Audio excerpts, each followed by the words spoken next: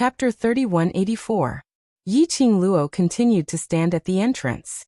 Yan Shaoyi brought over a wooden chair with a backrest and carried it to the entrance. "Don't stand there in a daze, go sit at one side." Saying that, she placed the wooden chair behind the door on the right side of the inn. "Don't you know that you're now the worshipped target of the soldiers? How much pressure do you have to stand at the entrance?" Yi Qingluo. Standing at the entrance could give them pressure? Yan Shaoyi pulled her and pressed her onto the wooden chair. "Your imposing manner is too strong, not to mention the soldiers, even I am afraid." Yi Qingluo rolled her eyes at her. This tone, this action of pulling her onto the wooden chair without any explanation. She really couldn't tell that Yan Shaoyi was a little afraid of her. "Just wait here slowly, I won't comfort you." Yan Shaoyi smiled as she patted Yi Qingluo's shoulder. "I've seen the outcome of Beiyuan consoling you. Although I have slut gene, but in terms of PDA skills, I'm not as good as you, so I won't seek abuse." Saying that, Yan Shaoyi waved her hand and entered the inn. Yi Qingluo. Plastic brotherhood. But it was because of Tang Beiyuan and Yan Shaoyi, this gentle and overbearing concern, which made Yi Qingluo's mood relaxed. She leaned against the chair, not knowing how long she had waited. It was until a tall and burly figure walked out from the inn, breaking the silence. "Imperial Madam." Grand General cupped his hands towards her. "Sovereign would like to invite you to the backyard for a gathering." "Backyard?" Yi Qingluo raised her brows. "Sovereign Gu hasn't left yet?" Grand General replied. "Sovereign had already left in the afternoon and just rushed over, asking me to look for Imperial Madam." Yi Qingluo narrowed her eyes. Could it be? Was he going to give her a reply regarding the Azure Dragon Pearl? Yi Qingluo stood up. "I'll go over now." She took a look at the direction of the city gate.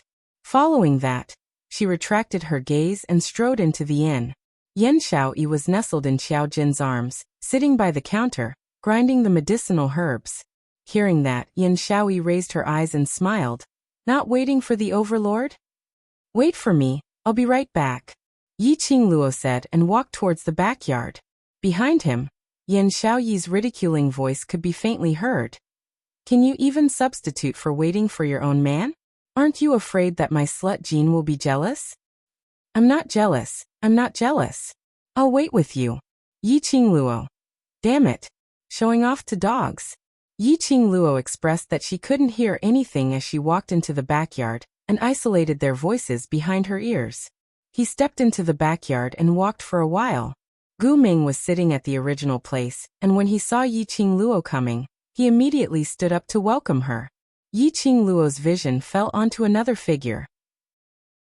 The person sitting beside Gu Ming was not the East Wave Sovereign that he had seen in the afternoon.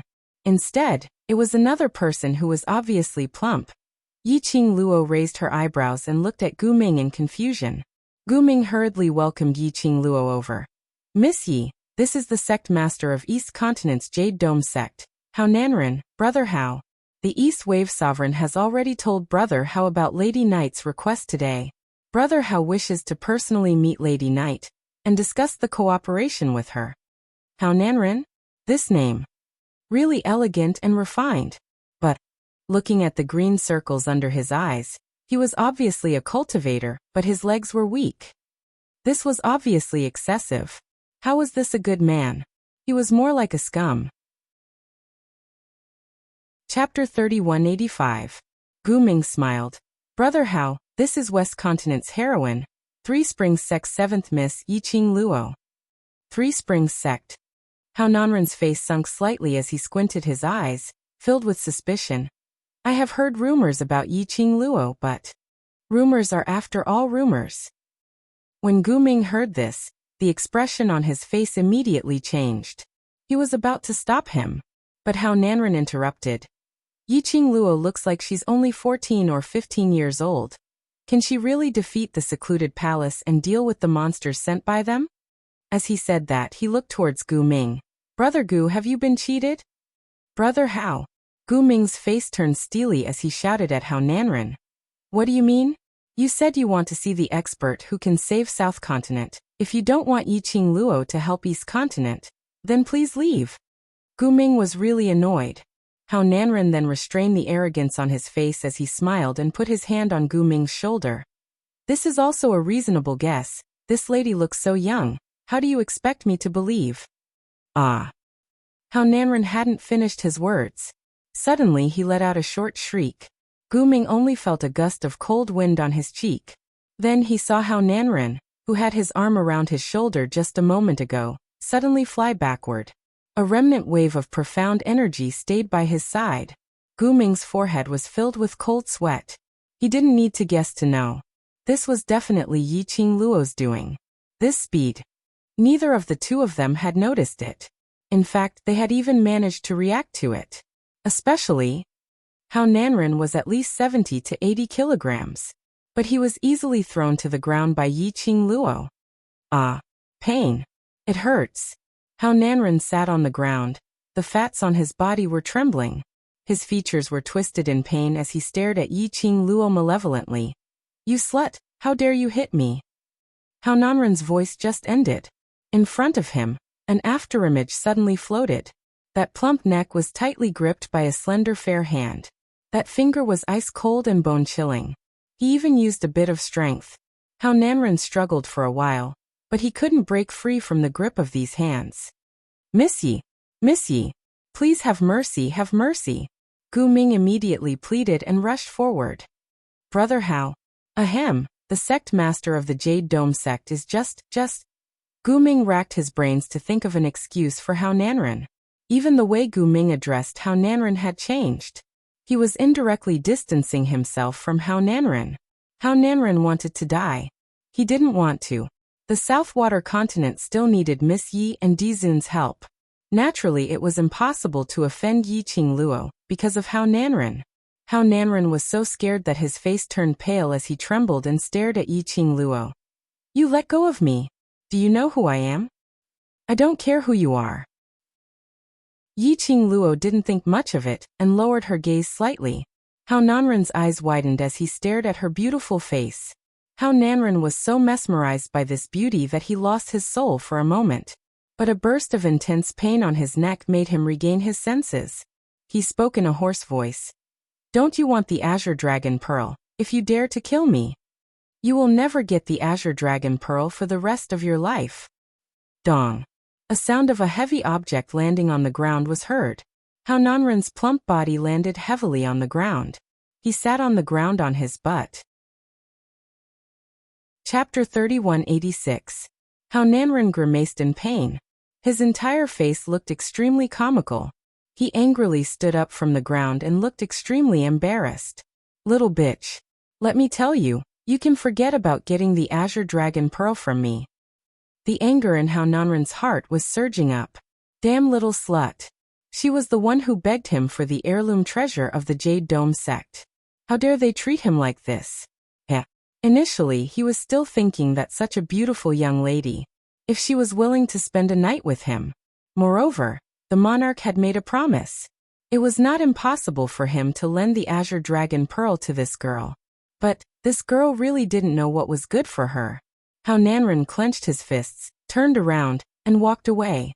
There's no room for negotiation. Brother Hao. Jade Dome sect master. Gu Ming hurriedly went up to stop him as he looked at Yiqing Luo awkwardly. Young Miss Yi, please don't be calculative. I'll go and stop him right now. No need. Yiqing Luo lightly spat out 2 words. He successfully stopped Gu Ming's footsteps. It also stopped Hao Nanren in his tracks.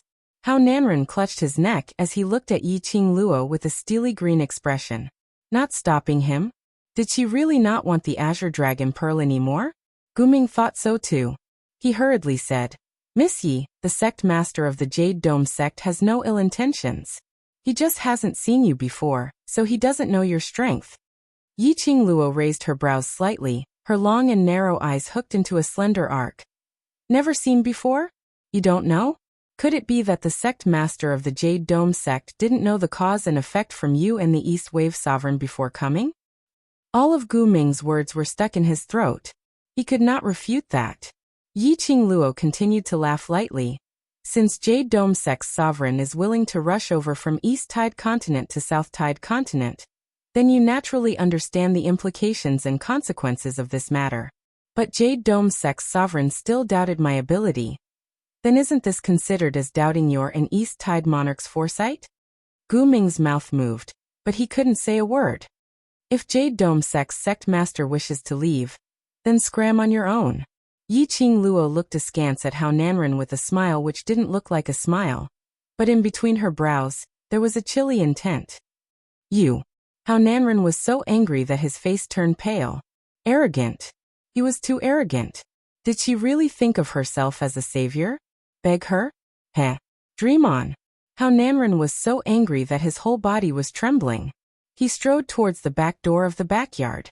Gu Ming's face was in a dilemma. His vision kept shifting between Yiqing Luo and Hao Nanren, as he anxiously walked back and forth. Hao Nanren's figure was about to disappear around the corner. Gu Ming slapped his arm and chased after him. Brother Hao, don't be so impulsive. You came all the way here from the East Billow continent because you believed me and the East Billow sovereign, right? What are you doing now? Gu Ming persuaded him with kind words. Hao Nanren was stopped and thought that it was Yiqing Luo who hinted Gu Ming to chase up. He became even more confident, and the expression on his face became even more arrogant. I'm here to give you and the sovereign face. That little bitch is so arrogant. She doesn't even put us two sect masters in her eyes. Right now, what she wants is our sacred beast orb. Who knows in the future? She might even want the position of our sect master. Gu Ming's lips twitched. The East Billow sovereign had personally said that he wanted to offer the position of East Billow continent's monarch directly to Yiqing Luo, but was rejected by her. Although the status of the four great sects as compared to the royal family was much higher. Chapter 3187. Brother Hao. Gu Ming took a deep breath and did not continue to dissuade him. His voice sank. You really don't want to cooperate? Hao Nanren was sensitive to Gu Ming's emotional changes. His fat face trembled. His eyes narrowed into slits, concealing the scheming in his eyes. Since he was willing to come to the South Billow continent, he naturally had the intention to cooperate.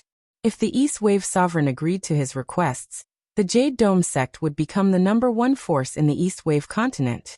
The East Water royal family was no longer able to contain the Jade Dome sect. As for the Azure Dragon Pearl, although it was the heirloom of the Jade Dome sect, it was not a treasure. But after all, no one knew what it was for. It was better to lend it out for a period of time in exchange for the future of the Jade Dome sect.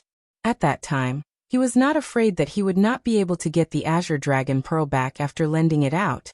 But Yiqing Luo's attitude made him unable to lower his face. To Hao Nanren's knowledge, he felt that Yiqing Luo had asked the East Wave monarch to beg him. It was Yiqing Luo who wanted the Green Dragon Pearl. That Yiqing Luo should lower her voice. Or she should pay something to gain his favor. Hao Nanren put on a straight face as his brows creased tightly and his suspicious gaze shot towards Yiqing Luo's direction. Brother Gu, you trust her so much? How could a little girl like her deal with monsters from the Palace of Gloomy Darkness? Against the entire Palace of Gloomy Darkness?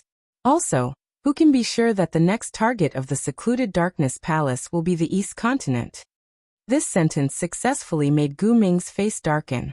As it turned out, if secluded Darkness Palace's target really wasn't the East Wave continent, was Hao Nanren going to sit back and do nothing? Was he going to allow the Netherworld Palace to annex the South Wave's continent? Hao Nanren still didn't know what was wrong with his words. He continued to sneer. If the Palace of Gloomy Darkness doesn't attack the East Continent, wouldn't my Green Dragon Pearl be wasted? Besides, what if she can't deal with the monsters from the Palace of Darkness at all? Wouldn't I lose more than I gain? Hao Nanren didn't know what was good for him, and his words were getting more and more outrageous. Gu Ming's face darkened. As for Hao Nanren, he had no intention of befriending him. Such a short-sighted and selfish sect master. Sooner or later, the East Water continent would be destroyed in his hands. Make friends with Hao Nanren? Who knows, it would also harm the Wind Valley sect. Brother Gu, for the sake of the fact that we are both sect masters, I'll give you a piece of advice. Don't try anything you can find in a desperate situation, and place all your hopes on a little girl. Hao Nanren sneered. You might as well beg me instead of a little girl. Who knows, my Jade Dome sect might even be able to help you defeat the Gloomy Palace. How Nanren's words completely destroyed the relationship between him and Gu Ming. He swallowed the words that were about to come out of his mouth. He originally wanted to say that the powerhouse behind Yiqing Luo was the Imperial Palace. Now it seemed that it was better not to say it. Since the sect master of the Jade Dome sect doesn't want to cooperate with Lady Yi, I won't force you. Gu Ming's face was ice cold as he lightly said, I still have something to discuss with Miss Yi, so I won't keep you any longer. With that, Gu Ming turned around and left. How Nanren was startled, and his eyes widened. Brother Gu, what do you mean? Gu Ming didn't even turn his head. Take care, I won't see you off. Good. How Nanren's face turned gloomy as his chest heaved up and down violently. You insist on being on the same side as that little slut. I'm telling you, don't regret it. Chapter 3188. After a round of scolding, Gu Ming didn't even turn his head back as he walked straight ahead. Good Gu Ming. I call you Brother Gu. That's giving you face. Just based on the current situation in South Continent. Your so-called Wind Valley sect is already dead in name. Do you really think you're somebody? I'll see how you get killed by those bunch of monsters from Secluded Palace. I'll see how you push South Continent towards destruction. Gu Ming roared at the top of his voice. That voice could be heard by everyone in the backyard. Yiqing Luo naturally heard it clearly. But even if Hao Nanren didn't intentionally increase his tone, as a profound cultivator, she could hear their conversation from the start to the end. After all, those two didn't have any intention to hide anything. Furthermore, Hao Nanren was obviously doing it on purpose, to let Yiqing Luo hear his scolding. This was also to pass on to Yiqing Luo the matter of him and Gu Ming's talks falling apart. Hao Nanren thought that Yiqing Luo was determined to get his Azure Dragon Pearl. So naturally she couldn't bear for him to leave. Now that Gu Ming and his talks had fallen apart, Yiqing Luo would definitely come over to salvage the situation. Hao Nanren had already calculated in his heart. As long as Yiqing Luo showed weakness, he would be merciful and forgive her. But Gu Ming dared to give him that attitude. Yiqing Luo wanted the Azure Dragon Pearl, then she could not cooperate with Gu Ming. He, the sect master of Jade Sky Sect and the sect master of Wind Valley Sect who was about to perish. Anyone would know that they should choose to cooperate. Hao Nanren was full of confidence as he looked at Gu Ming's back view. His eyes were filled with malicious intent. How would Gu Ming not understand Hao Nanren's intention? His straight back had a moment of stiffness. The expression on his face had some changes. Sect Master Gu. Yiqing Luo's melodious voice rang, interrupting Gu Ming's slightly stunned emotions. Gu Ming raised his eyes and took a look at Yiqing Luo. His heart suddenly tightened as he walked over. Miss Yi, I'm sorry. I couldn't make him stay. Yiqing Luo's narrow long eyes were frivolous as she smiled warmly. I didn't ask you to make him stay. Gu Ming looked up in astonishment. I don't like to force things. Since he doesn't want to cooperate with me, then forget it. Yiqing Luo smiled disapprovingly. But Gu Ming frowned and said hesitantly, how are we going to explain to the East Wave Sovereign? Does Miss Yi really not want that Azure Dragon Pearl anymore? When Gu Ming asked this question, his expression changed. Far away at the corner, Hao Nanren's eyes lit up as he waited for Yiqing Luo to give him a way out. But the next moment, the young girl's clear and sweet voice, which was like a pearl falling on a plate, entered his ears at a steady pace. Yes, of course. She paused. The smile on Hao Nanren's face widened. He was already in position with his hands behind his back and his big belly sticking out. Then the young girl's voice sounded again. However, I will wait for him to offer up the Azure Dragon Pearl with both hands and cry for me to save him. Hao Nanren's arrogant smile froze on his face. Bit by bit, it became gloomy and dark. His eyes shot out an ominous glint as he stared fiercely at Yiqing Luo. Cry and beg you? Dream on. Yiqing Luo slowly raised her head. Tens of meters away, Yiqing Luo's chilly gaze was like a bone-piercing cold sharp blade, fiercely slicing onto Hao Nanren's body. The corners of her mouth curled up into an extremely faint but extremely evil smile. She just stared straight at Hao Nanren. Chapter 3189. How Nanren was so angry that his face turned green. He flicked his sleeve. The fat on his body shook as he walked towards the corner. After turning the corner, he deliberately slowed down his pace. With the speed of a tortoise, he moved about a dozen steps. He still hadn't heard Yiqing Luo's flustered intention of rushing over to stop him. It was only then that Hao Nanren believed Yiqing Luo really didn't want his cooperation. It was also true that he had no intention of keeping him. No matter how Hao Nanren felt in his heart, he wanted to turn back and pass the Azure Dragon Pearl to Yiqing Luo. But his dignity as the sect master of the Jade Dome sect would never allow him to lower his head to a little girl who was still wet behind the ears. Sooner or later, they would regret offending him. Hao Nanren clenched his fists and left without looking back. Beside the stone table in the backyard, Yiqing Luo's ears moved slightly. She was sure that Hao Nanren's footsteps were far away. Only then did she fix her gaze on Gu Ming. "Miss Yi." Gu Ming looked guilty and said, "I'm sorry for making things difficult for you." "Don't worry." Yiqing Luo waved her hand. "You don't have to take this matter to heart. The reason why he's so proud and complacent now is because he hasn't suffered any pain or setbacks." As she spoke, the corners of her lips curled upwards, looking extremely devilish. "I don't need a month's time. He will be crying and begging me. However, at that time, it won't be as simple as a green dragon pearl." Gu Ming was startled. The scene of the South Tide continent being plunged into misery and suffering instantly appeared in his mind. He understood the meaning behind Yiqing Luo's words. If it was him instead. If it wasn't for the fact that the South Waves continent had already been reduced to a scene of misery and suffering, with only Valley Wind City still standing guard, perhaps he wouldn't be able to so easily. He took out the vermilion bird pearl and made a deal with Yiqing Luo. Yiqing Luo wanted to wait till the East continent was also invaded by the secluded palace. And at that time, Hao Nanren had a taste of what those monsters had brought. He would definitely regret it. Seeking help from Yiqing Luo. In other words, did Yiqing Luo really intend to not help East Continent anymore? Gu Ming really wanted to ask. But upon seeing Yiqing Luo's pair of raised eyes, all his words were stuck in his throat. This was what was known as an aura. Yiqing Luo saw through Gu Ming's thoughts with just one look. The smile on her face deepened. Her long and narrow eyes curved into a demonic posture. "Sect Master Gu, you should rest early. Who knows, the people from the Palace of Seclusion might launch a surprise attack.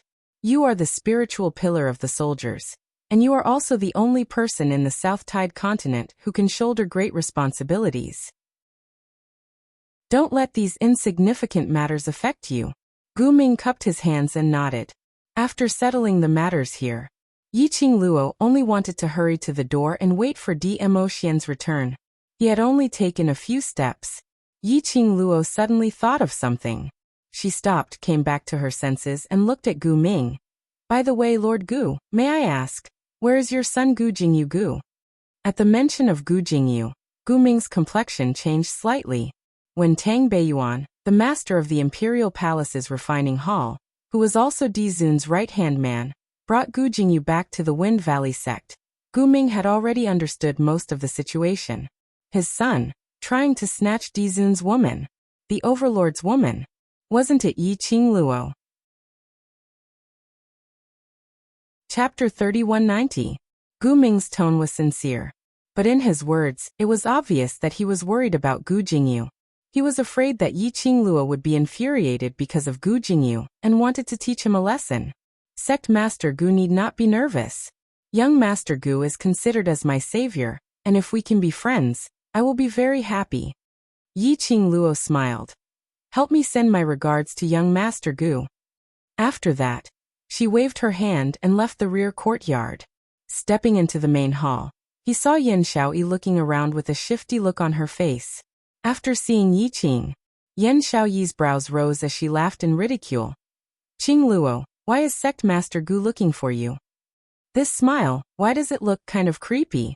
Just say what you want to say. Don't use this kind of expression to look at me." Yiqing Luo flipped her hand and knocked lightly on Yan Shaoyi's head. Yan Shaoyi hugged her head and took a few steps back. On his face, there was still that sneaky smile. Qing Luo, what did you and Sect Master Gu discuss about? Did you ask him about young Master Gu? Yi Qing Luo's slender brows creased.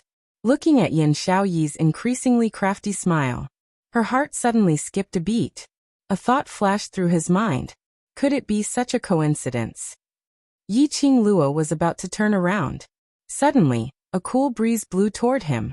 The cool breeze was mixed with the elegant scent of sandalwood, seeping into the nose. Yi Qing Luo's heart, which was still feeling lucky, suddenly sunk. F***ck. F***ck. It was true. What a coincidence. Not waiting for Yi Qing Luo to turn the escape plan in her mind into reality, a strong and powerful arm wrapped around her slender waist. His slender and fair palm grasped her abdomen and suddenly exerted force. Yi Qing Luo's petite body was brought into a broad embrace. In front of Yi Qing Luo's eyes, she was only able to catch a glimpse of a piece of shimmering purple flowing cloud, like a light cloud passing by. That elegant sandalwood fragrance was getting thicker and thicker in the air. Her heart was perturbed. Vaguely, he felt a little excited. It's him, Dmo Xian was back. He came back safely. Little Luo. Haven't you been bitterly waiting for my return? Why do you want to run away the moment you see me? Beside her ears was a man's mellow and husky voice, very charming. Her voice was clearly gentle. But Yi Qing Luo could tell that under that gentleness, there was a faint intention to settle scores. Yi Qing Luo's hand was placed on the back of the man's hand, secretly exerting strength, trying to pry open the man's hand around her waist, while giving a dry laugh. How could it be? When did I want to escape? As she spoke, she glared at Yan Xiaoyi. It must be this lass who had told him about her sitting at the entrance waiting for Dmo Xian. Yan Xiaoyi blinked her beautiful eyes innocently. Why are you glaring at me? You were indeed waiting for the overlord to come back. You were sitting at the entrance of the inn like a stone gazing at your husband. You're still talking. Yi Qing Luo was exasperated as she gritted her teeth. Yan Xiaoyi, do you feel that you don't have any dirt on you and want me to tell Jinzi? Yan Xiaoyi looked at the roof and shook her head as she walked. Oh, the sun is really big today. I'm going out to bask in the sun. Looking at Yan Xiaoyi's departing back view, Yi Qing Luo clenched her fists tightly. Bask in the sun for what? It's nighttime now. How's nighttime? Can you be more attentive in finding excuses? Yi Qing Luo was filled with the impulse to beat Yan Xiaoyi up, but it was suppressed by the faint chill emitted from the man behind her. The man's hand tightened even more. Chapter 3191. Lil Luo, you've waited for me for so long. It's been hard on you. He pressed his lips against the back of her neck.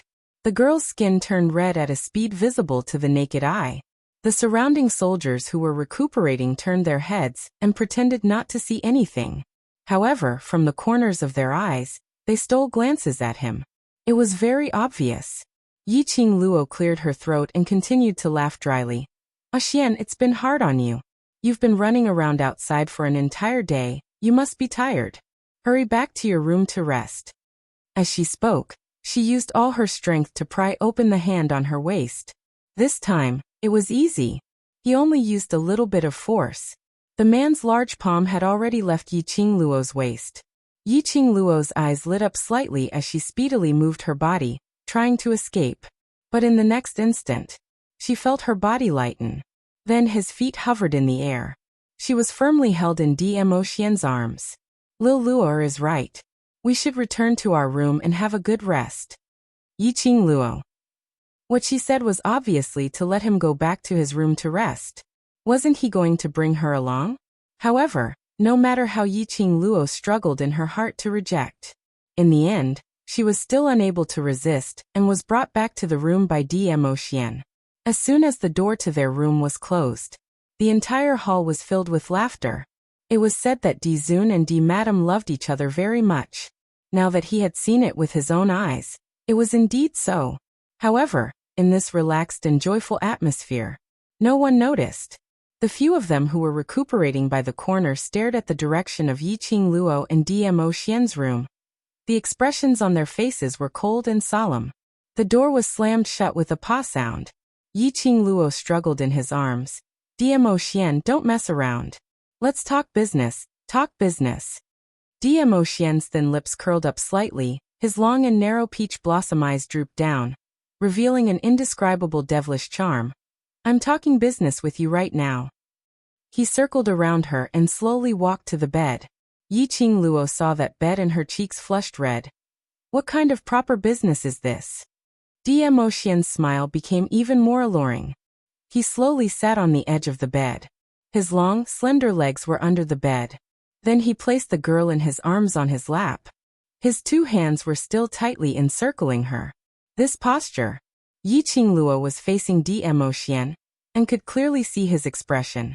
Yiqing Luo hooked his shoulder with one hand, maintaining her body's balance. Little Luo'er's heart is still thinking about that young master from Wind Valley sect? Dmo Xian lifted her chin as he asked with a soft chuckle. That laughter was obviously very gloomy. Yiqing Luo's expression stiffened. He really heard the conversation between her and Gu Ming. What a coincidence. He didn't ask Gu Ming about Gu Jingyu's situation in the morning. He didn't ask in the afternoon either. Why did she have to be caught red-handed by Dmo Xian when she asked at night? Could they still play happily? One had to know. The man was jealous. That was simply childish to the point of being unable to be ridiculed. Not speaking? Don't tell me you're feeling guilty? The man's voice became deeper and deeper. It was so low that Yiqing Luo's little heart was thumping heavily along with every word he said. Guilty my ass. Yiqing Luo flung away the man's fingers, raised her head and bit his chin fiercely. What's so good about being jealous of an unimportant person? Chapter 3192. I don't care about him. Yiqing Luo shrank back when she saw the man's gloomy expression. After all, you asked Beiyuan to personally send him back to the Wind Valley sect. This isn't an honor for the Wind Valley sect, it's a disaster. I really admire Sect Master Gu's character, so I just want to ask him what he thinks about Gu Jingyu, and if it will affect my cooperation with him. Yiqing Luo explained and widened her eyes. This has nothing to do with caring about him. Dmo Xian squinted his peach blossom eyes. I don't care, anyway I'm not happy when you mention him. Yiqing Luo. Is it really good for you to behave like a little kid who didn't get any candy? Your Dmo Xian's moral integrity has dropped to the ground. Is it really good? Lil Luo or made me unhappy, should I punish Lil Luo? The man's husky voice was so sexy that it made one's heart feel as if there was a feather constantly teasing it. Yiqing Luo heard the danger in the man's tone. Her petite body moved back to hide. Suddenly, her waist tightened. The male pheromone's breath hit her in the face. He sealed his lips with hers. That domineering energy, leaving Yiqing Luo nowhere to escape. To put it bluntly, Dmo Xian's childish tantrum was to find an open and above-board excuse to do such things to her. Not knowing how long had passed, Yiqing Luo was already in a daze from the kiss. Her eyes were half open and somewhat dazed. It was until the man's satisfied deep laughter floated down from the top of her head that Yiqing Luo regained her senses. You, Dmo Xian. Yiqing Luo flew into a rage out of humiliation and punched the man's face. It was just that her strength had been drained from her body, so when she swung it down, her strength was also very weak. It was totally tickling. Dmo Xian held the little hand that was violently on his face and brought it to his lips as he kissed it gently. Lil Luo still want it? Why not invite me? Dmo Xian's husky voice was full of magnetism. Yiqing Luo stared at him angrily. Want your head? Dmo Xian was very cooperative as he directly stuffed his head into Yiqing Luo's neck. My head, my heart, my body all belong to you. Yiqing Luo. Immediately following that, Dmo Xian added another sentence. So Lil Luo, or do you want to check these things that belong to you? Inspection? Stripping for inspection? Was there a need to act like a hooligan with a straight face? Yiqing Luo stretched out her hand, and her slender fingers pinched Dmo Xian's head which was resting on her shoulder. Get lost. After she was done, Yiqing Luo moved her shoulders and flung the man's head away. Dmo Xian felt aggrieved as his shimmering peach blossom eyes pretended to put on a pitiful look as he gazed deeply at Yiqing Luo. His voice was deliberately low and magnetic. Lil Luo. Do you really have the heart to reject me? You really don't want to check it? The corners of Yiqing Luo's mouth twitched as she raised her hand once again and slapped the man's head. You've created such a huge jealous drama and your motive has already been achieved. Hurry up and get down to business. Dmo Xian seized the opportunity to grab her little hand. Using a little strength, the young lady fell into his arms once again. Lil Luo, just refuses to fall for it. This motive of mine is very difficult to achieve. The man's languid voice drifted into her ears. Yiqing Luo leaned into his arms as she was too lazy to struggle. Stop it. Chapter 3193. Wait a minute. Suddenly, Yiqing Luo got up from Dmo Xian's arms as her two little hands touched the man's chest. Dmo Xian grabbed her hands as he gave a devilish smile.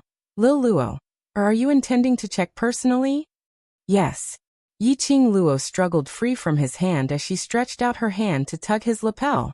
That forceful stance made the smile in Dmo Xian's eyes grew deeper. He might as well let go of his hand as he laid down. That peerless and elegant face was full of smiles. Come on, Lil Luo. The minute he laid down, Yiqing Luo tugged at his lapel, and along with his strength, it opened up. His huge chest muscles were imprinted into her eyes. Yiqing Luo's vision swept across his body. Following that, she started to tug at his arm.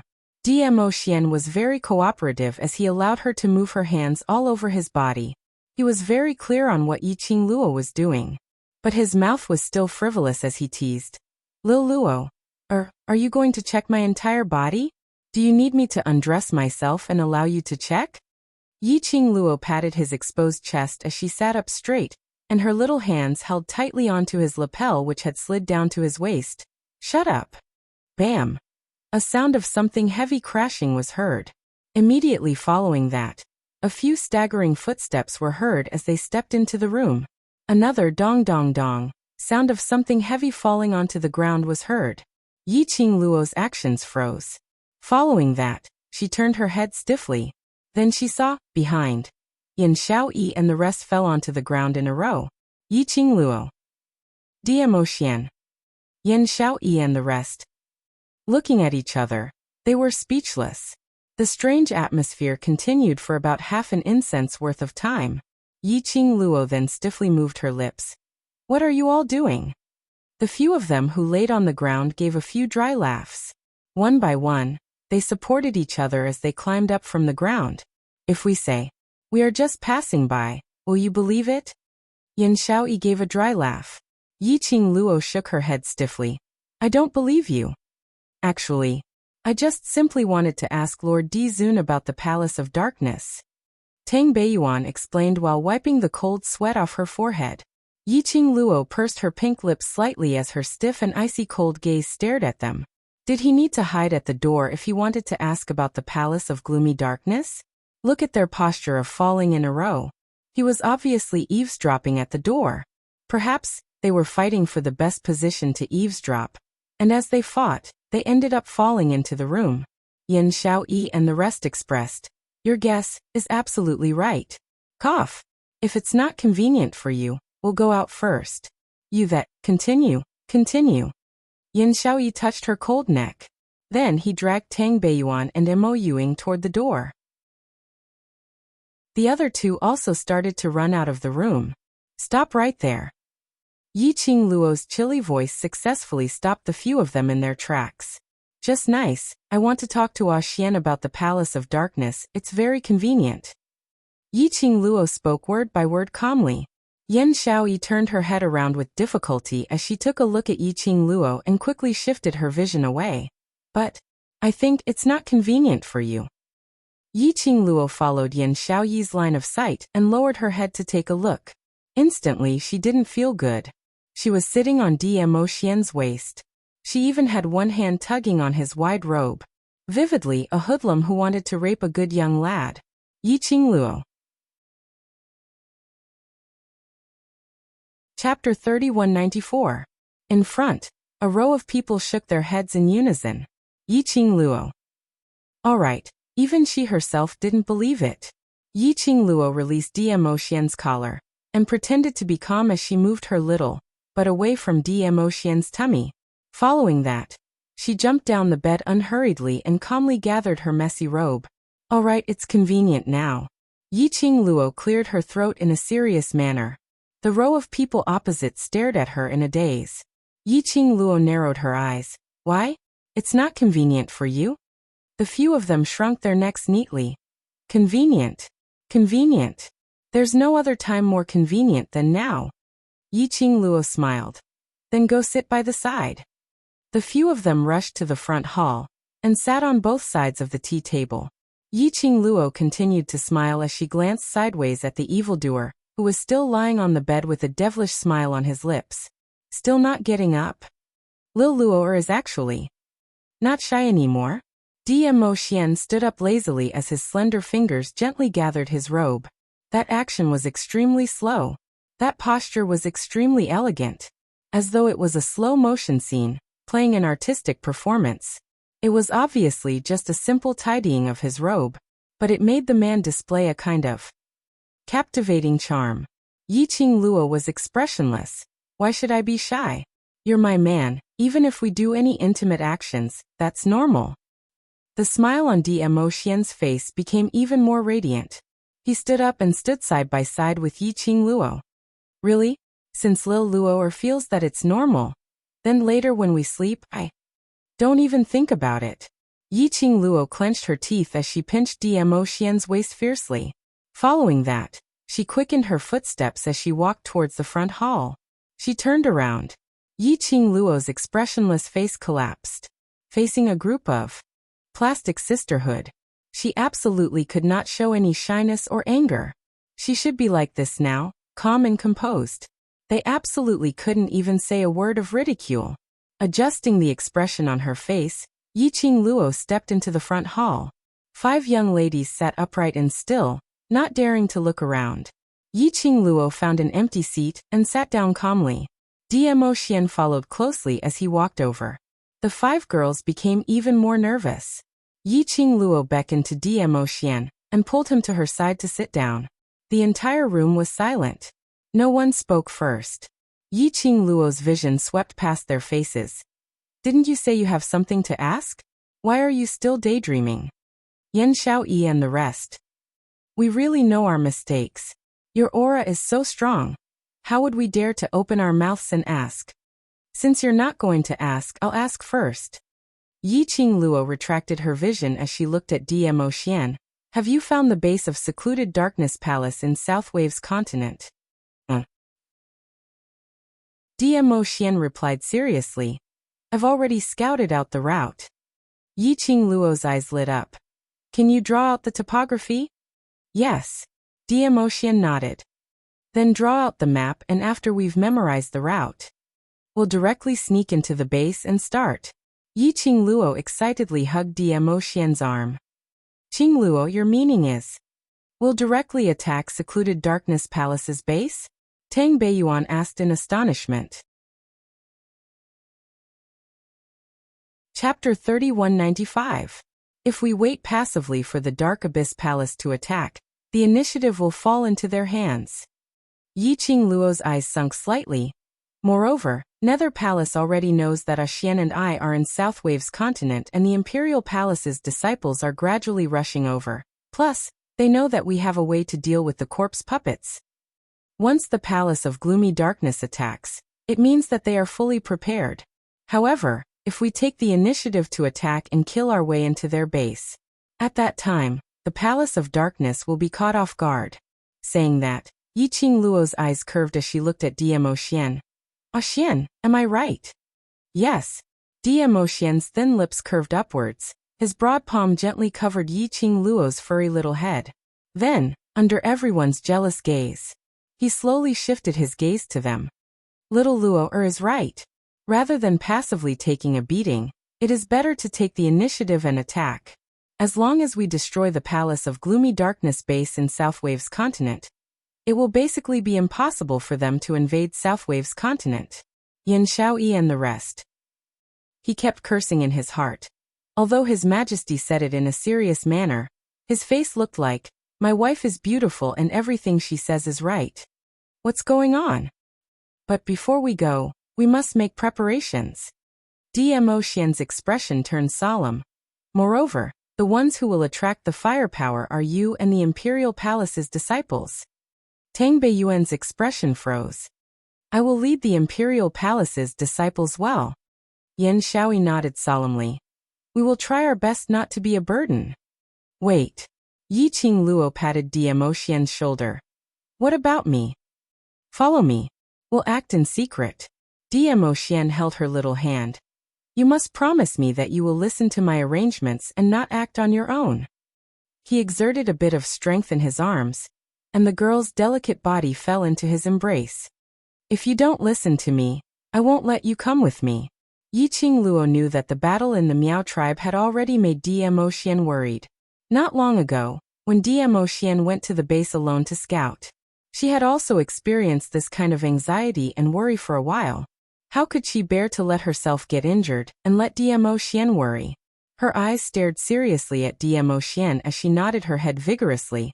I will definitely follow you closely. Dmo Xian patted her little head as a reward for her obedience. Their eyes met, and warmth spread. Yan Shaoyi and the rest. How could this kind of behavior of showing off their affection at the slightest disagreement be acceptable? When I was scouting the way, I came across a mechanism. Below the mechanism is the place to refine corpse puppets. Dmo Xian hugged Yiqing Luo, not intending to let go as he continued to say, there are at least thousands of defective goods inside at least. There are more than 10 cultivators repairing those defective goods, should be trying to upgrade the defective goods. More than 10 profound practitioners? Yu Yin is dead and they can't find anyone whose mental power was strong enough to refine a semi-finished or completed product, so they used other cultivators to refine the corpse puppets. Yiqing Luo's slender brows creased tightly. She found it strange. Why did Yin die? The Dark Nether Palace was able to recover so quickly, and have an endless supply of undead puppets. So, the Palace of Gloomy Darkness had not found someone who could replace Gloomy. Instead, he used the mental energy of more than 10 profound practitioners to refine corpse puppets, because he didn't have enough spiritual energy. Chapter 3196. To exterminate the Palace of Darkness's base in Southwater Continent. The most important thing was to exterminate those corpses and the cultivators who refined them. They are in charge of attracting the attention of the Palace of Darkness's disciples. You and I will sneak into the secret room and settle those corpses. Dmo Xian suddenly tightened his grip as his voice was deep. Remember, you must follow me closely and be obedient. I know, I will be obedient. Yiqing Luo pouted. Dmo Xian pinched her nose. Your mental power is not enough to deal with those corpses. You're not willing to listen to me? I'm willing. I can't be any more willing. Yiqing Luo hugged his palm as she whispered. This is in front of my sisters. Can't you leave some face for me? Yan Shaoyi and the rest. Face. It didn't exist all right. The next day, Yiqing Luo and Dmo Xian walked out of the house hand in hand. Outside the inn, the orderly and loud sound of the soldiers' training could be heard. That orderly and deep voice added a bit of blood to the morning. After recuperating for 2 days, the soldiers' injuries were almost healed. There were a few slightly more serious injuries lying in the main hall. The other soldiers were already training outside. Yiqing Luo and Dmo Xian went downstairs and walked to the main hall. Yan Shaoyi and Xiao Jin served the breakfast which they had prepared. Yiqing Luo ate a few mouthfuls. Suddenly, a burst of excited laughter resounded throughout the inn. Immediately following that, a room door on the second floor opened, and a slender figure rushed out. That person was obviously extremely excited. She couldn't even be bothered to walk up the stairs. She directly leapt down from the second floor, and flipped over in front of Yiqing Luo. Qing Luo. Look, what is this? The lady spoke agitatedly as she stretched out her hand. With a flip of her fair palm, Yi Zichen's eyes lit up. A dazzling fan that seemed to be burning with raging flames appeared in her hand. Yiqing Luo's eyes lit up as she stood up. Glower flame fan. Although there was a huge change in its appearance. But Yiqing Luo could still recognize that this was her glower flame fan. The connection between her soul and the glower flame fan couldn't be faked. The ghastly flame fan is indeed a weapon that can grow. Tang Beiyuan was extremely excited. I spent an entire night, and not only did I manage to fuse my mind power with the glowing flame fan, but I also managed to upgrade its quality. That is to say, the glower flame fan is now a legendary grade spiritual weapon. Yiqing Luo's heart started to beat wildly. She stretched out her hand and took the glowing flame fan. As soon as he touched it, he felt a burning sensation. This was the feeling of the glowing flame fan resonating with his soul. The glowing flame fan in his palm began to sway slightly. Yiqing Luo seemed to be able to hear a tiny voice ringing beside her ear. Yiqing Luo's fingers gently stroked the glower flame fan. Shortly after, he slowly unfurled the glowing flame fan. The bewitching red light moved like raging flames. The entire hall seemed to be shrouded in a layer of flames. In an instant it disappeared. Yiqing Luo gripped her glower flame fan tightly, her eyes filled with joy. Beiyuan, thank you. No need to thank me. I should be the one thanking you. If it wasn't for the glowing flame fan, I'm afraid my armament refining grade would never be able to be upgraded in this lifetime. Tang Beiyuan shook her head and then waved her hand agitatedly. No, I have too much feeling now. I need to go back to my room and continue to refine some weapons to fight against the undead puppets. Eat slowly. Chapter 3197. Yiqing Luo looked at Tang Beiyuan's departing back as she shook her head helplessly. This was her passion towards armament refining. Tang Beiyuan was totally engrossed in armament refining, unable to extricate herself. Yiqing Luo retracted her gaze and kept her glower flame fan as she pounced towards the man next to her. Ah Xian, my glower flame fan has grown. The man caught hold of the young lady steadily as he stuffed the breakfast in his hand into her mouth. This is your reward. Yiqing Luo nudged her little head against his chest. Ah Xian, my glower flame fan has grown and even fused with the Serene Yin's mental energy. Little Luo is awesome. Dmo Xian put down the chopsticks as his arms supported her swaying little body. Don't you understand what I mean? Yiqing Luo raised her head as her chin rested on his chest. Her sparkling eyes stared at him as she blinked her eyes. Dmo Xian's peerless appearance curled his thin lips. I've already rewarded you and praised you, still not satisfied? Or, this action of yours is reminding me of another form of reward? The latter half of his sentence was suppressed as it was extremely magnetic. As he said that, his eyes were filled with a dim glow as he gazed deeply at her lips. Yiqing Luo's cheeks suddenly blushed. She might as well be too lazy to act coquettishly. She propped herself up as her little hand hooked onto Dmo Xian's neck. You have to accompany me to try out the glower flame fan's current effect. No way. Dmo Xian rejected without even thinking. It's too dangerous. That's why I'm looking for you to accompany me. Yiqing Luo took a step back as her two hands directly grabbed onto Dmo Xian's neck. Are you accompanying me or not? Dmo Xian quietly looked at the young lady's coquettish expression as his eyes shimmered with a hint of a smile. All right, I'll accompany you. Yiqing Luo's eyes were filled with smiles as she hugged onto Dmo Xian's arm as she hurriedly walked towards the door. Yan Xiaoyi and Xiao Jin, who were sitting opposite each other, exchanged glances. The overlord would agree to Qing Luo's request. Not because Qing Luo had used his neck to threaten him, but because of that sentence. That's why I'm looking for you to accompany me. Right. They were fed a mouthful of dog food early in the morning. Were they still going to eat their breakfast? Yiqing Luo and Dmo Xian had just walked out of the inn's main entrance when they saw the great general and several tens of soldiers, sweating profusely as they trained.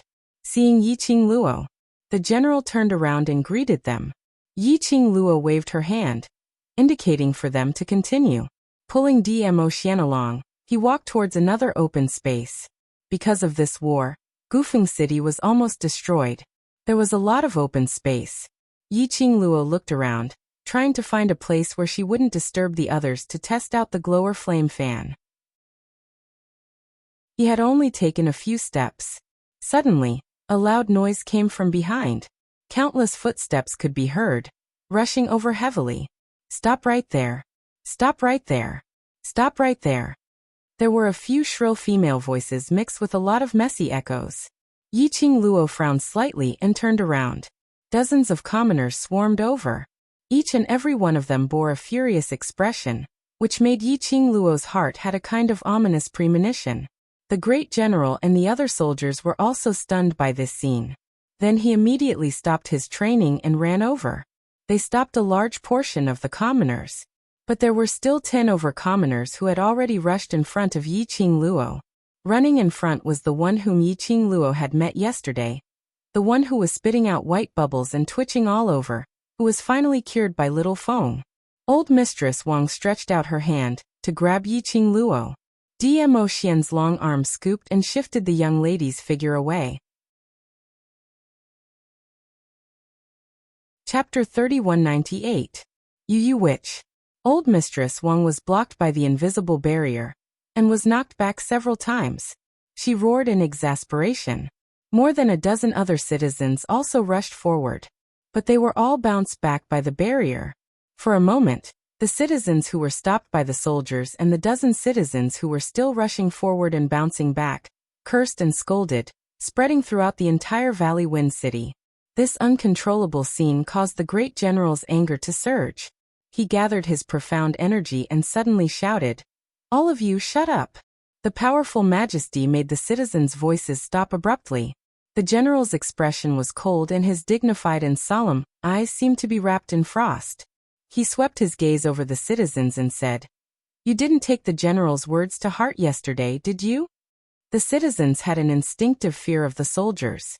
Especially when the general was stationed at the border all year round, his imposing manner was unbearable for the ordinary citizens. All of them lowered their heads and were suppressed by the powerful pressure, not daring to speak. "Don't think that I won't dare to do anything to you just because I'm a soldier." The general was obviously very angry by the citizens' behavior today. His face was dark and the muscles all over his body were tense. His eyes were still filled with anger and coldness. "Let me tell you, if you think that staying in the safe zone is too good, then all of you, go to the battlefield. No matter man or woman, old or young, sick or disabled, if you want to eat, get lost to the battlefield." The great general's words shocked the commoners, and they all revealed expressions of terror on their faces. Most of the people who stayed in the safe zone were old, weak, sick or disabled. Those young and strong people had long been sent to various places in the South Wave continent to fight against the Palace of Darkness. Let them go to the battlefield? That was basically using them as cannon fodder? The citizens immediately panicked. Old Mistress Wang, who was still hitting the barrier, suddenly sat on the ground. Her wrinkled old face was full of tears. "General, if we weren't really angry, how could we possibly disturb your morning exercise?" Old Maid Wang cried and pounded the ground. "Great General, you don't know this. The reason why we rushed here in large numbers was because we wanted the murderer to give us an explanation." Old Maid Wang was crying and howling at the same time, but the words he spat out were clear to the ears. "Murderer?" These words caused the great general to frown. "What do you mean by that?" "Maidservant Yang is dead." "She was dead. Die in the safe zone's kitchen." Old woman Wang cried again. "My poor sister. She died so miserably. Her eyes were wide open and she couldn't close them no matter how hard she tried. She died with everlasting regret." Speaking of old maid Yang's death, the rest of the people also withdrew their divine senses from their fear of the general. They anxiously stared at the general's expression before carefully adding, "General, although the deaths of ordinary people are not important, but we are also worried that this murderer will extend his hand from the safe zone to you. Yes. You are the heroes who protect the South Tide continent. Nothing must happen to you." Chapter 3199. A commoner took the lead. The other commoners seemed to have found a common excuse. They all made it clear that they were doing this for the sake of the soldiers. The commoners' shameless words made the great general laugh out in anger. "Worried about us? Do you think that this general is very stupid and easy to be cheated? No, why would we have this kind of meaning?" The commoners stuttered as they tried to explain. A few of them closed their mouths slowly. The entire Valley Wind City fell into a deathly silence. Just at this moment, Yiqing Luo, who was suspected by the commoners, calmly opened her mouth. Is Matron Yang dead? The minute she opened her mouth, immediately, it made the commoners' gazes swiftly shifted onto Yiqing Luo. The moment their gazes met Yiqing Luo, the eyes of the commoners were filled with hatred. Facing the commoners' gazes, Yiqing Luo only curled her lips into a smile as her expression remained calm. She walked out from behind Dmo Xian. She raised her hand. Her fair jade-like hand was raised. Her slender fingers gently caressed the air. Everyone saw Yiqing Luo slowly walking towards them step by step. That protective screen which repelled the commoners earlier, as though it had never existed before. Seeing Yiqing Luo's figure getting nearer and nearer, the hatred on the commoners' faces were all replaced by fear and terror. All of them shrunk their necks as they immediately retreated, until Yiqing Luo stood not too far away from Matron Wang. A trace of disdain and ridicule appeared on her beautiful face. I have to say something on behalf of the great general. She spoke in a cold voice. If the great general really doesn't care about your lives, then he wouldn't have built a so-called safety zone just for you. In the great general's and all the soldiers' hearts, your lives are more important than theirs. She paused as her gaze swept past those commoners. Her gaze went straight past those commoners as she looked towards the safety zone. At that half-open door, she spoke coldly again. Sacrificing so many soldiers' lives to protect you, but you have such thoughts. I really feel bitterly disappointed for the soldiers. The commoners were so shocked by that gaze that their spines turned cold. All of them broke out in a cold sweat. Now let's talk about Matron Yang's death. Yiqing Luo squinted her long and narrow eyes. What has her death got to do with me? The commoners were already stunned by the great general and Yiqing Luo's aura. None of them dared to speak again. Their eyes met secretly. Finally, Matron Wang, who was the nearest to Yiqing Luo, spoke out in a trembling voice. Other than you, who else would kill Matron Yang? You're the only one who fought with old maid Yang yesterday, and only you have the ability to kill her. What evidence do you have to prove that it's me? Yiqing Luo sneered. I. Old Mistress Wang's body began to tremble. Even if there's no evidence, it must have been you who killed her. Other than you, no one else would kill old Mistress Yang. Yiqing Luo scoffed. If I wanted to kill her, I could have done it yesterday. You wanted to avoid responsibility, so you killed Grandma Yang on purpose. Do you think that we won't know that you killed him just like that? Old Maid Wang retorted. Enough. The great general bellowed in displeasure. What's with the noise? Let's go take a look at old Maid Yang's corpse first. Chapter 3200. The great general's gaze was deep like a deep pool, unable to see the bottom. He stared at Madame Wang and paused for every sentence. I believe that Madame D is not the kind of person who would secretly kill. I am willing to vouch for Madame D. Madame Wang immediately kept quiet. The others naturally didn't dare to say anything. After the commotion from the commoners, Yiqing Luo's plan to grab Dmo Xian to try the glower flame fan had failed. The group of people walked towards the safety zone. Before they even got close, Yiqing Luo could hear the scattered footsteps from the half-open door, which sounded extremely chaotic. She pushed the door open. She could still see a few commoners who hadn't run away in time. The great general's face was gloomy. Where's Madame Yang? A middle-aged woman trembled as she opened her mouth. Here. The middle-aged woman stood at the entrance of the kitchen as she trembled all over. The great general strode forward. Yiqing Luo pulled Dmo Xian as she followed up. Pushing the kitchen door open, she saw Madame Yang lying in front of the stove. By the side of Madame Yang, there were a few pieces of burnt wood scattered messily beside her feet. Yiqing Luo walked over slowly. Madame Yang's face was ashen and her eyes were wide opened, reflecting into her pupils. Some of the more timid commoners all screamed out, "Ah!" Madame Wang stood at the entrance, not daring to enter. You.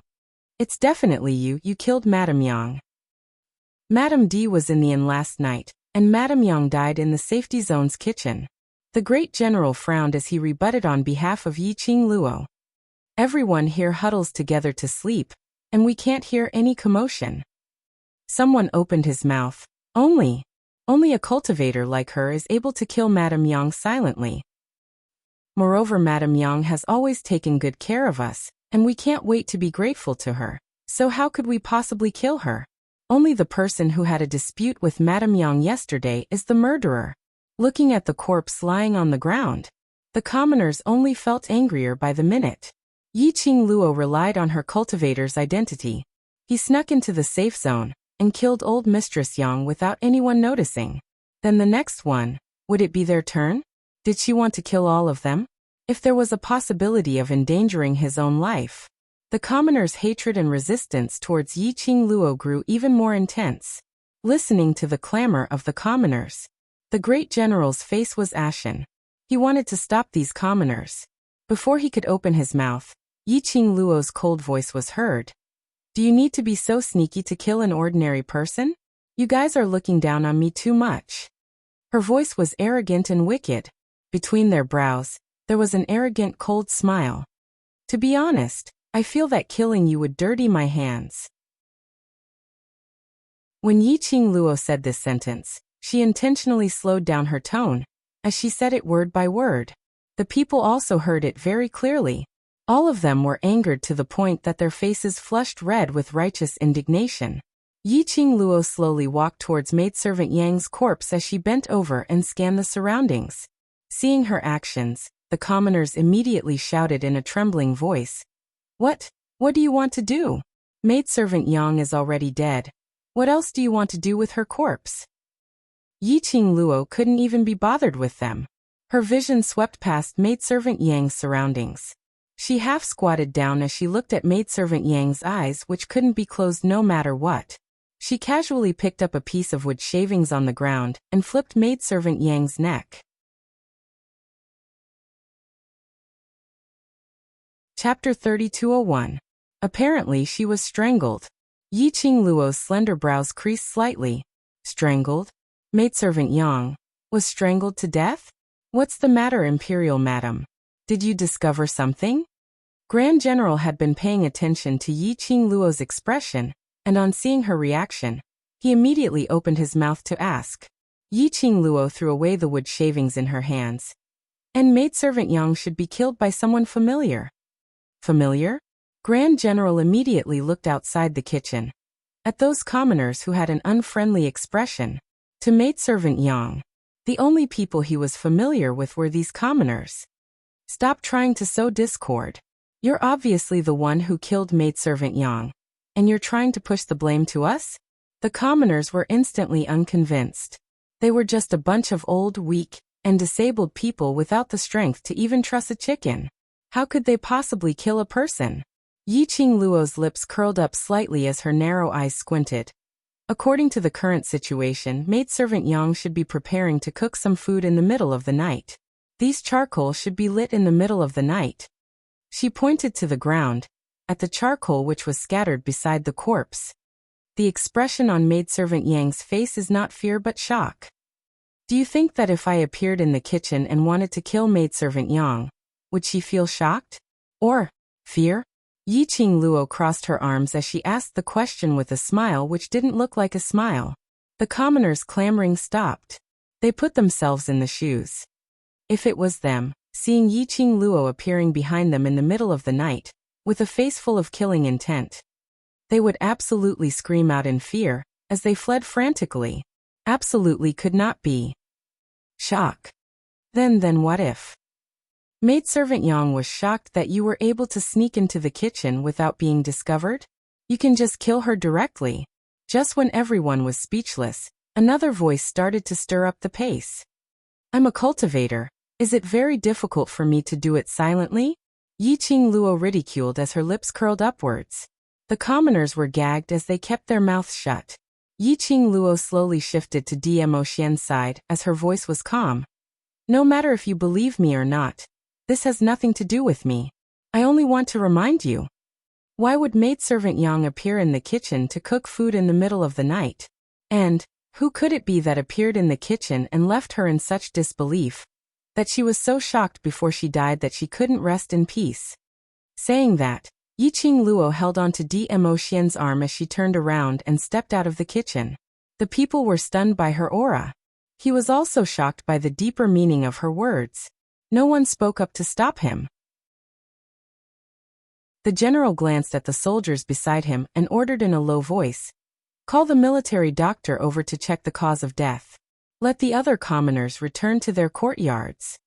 After he finished his instructions, the Grand General took a step forward and chased after Yi Qingluo's footsteps. "Great General." Yi Qingluo suddenly spoke out once again.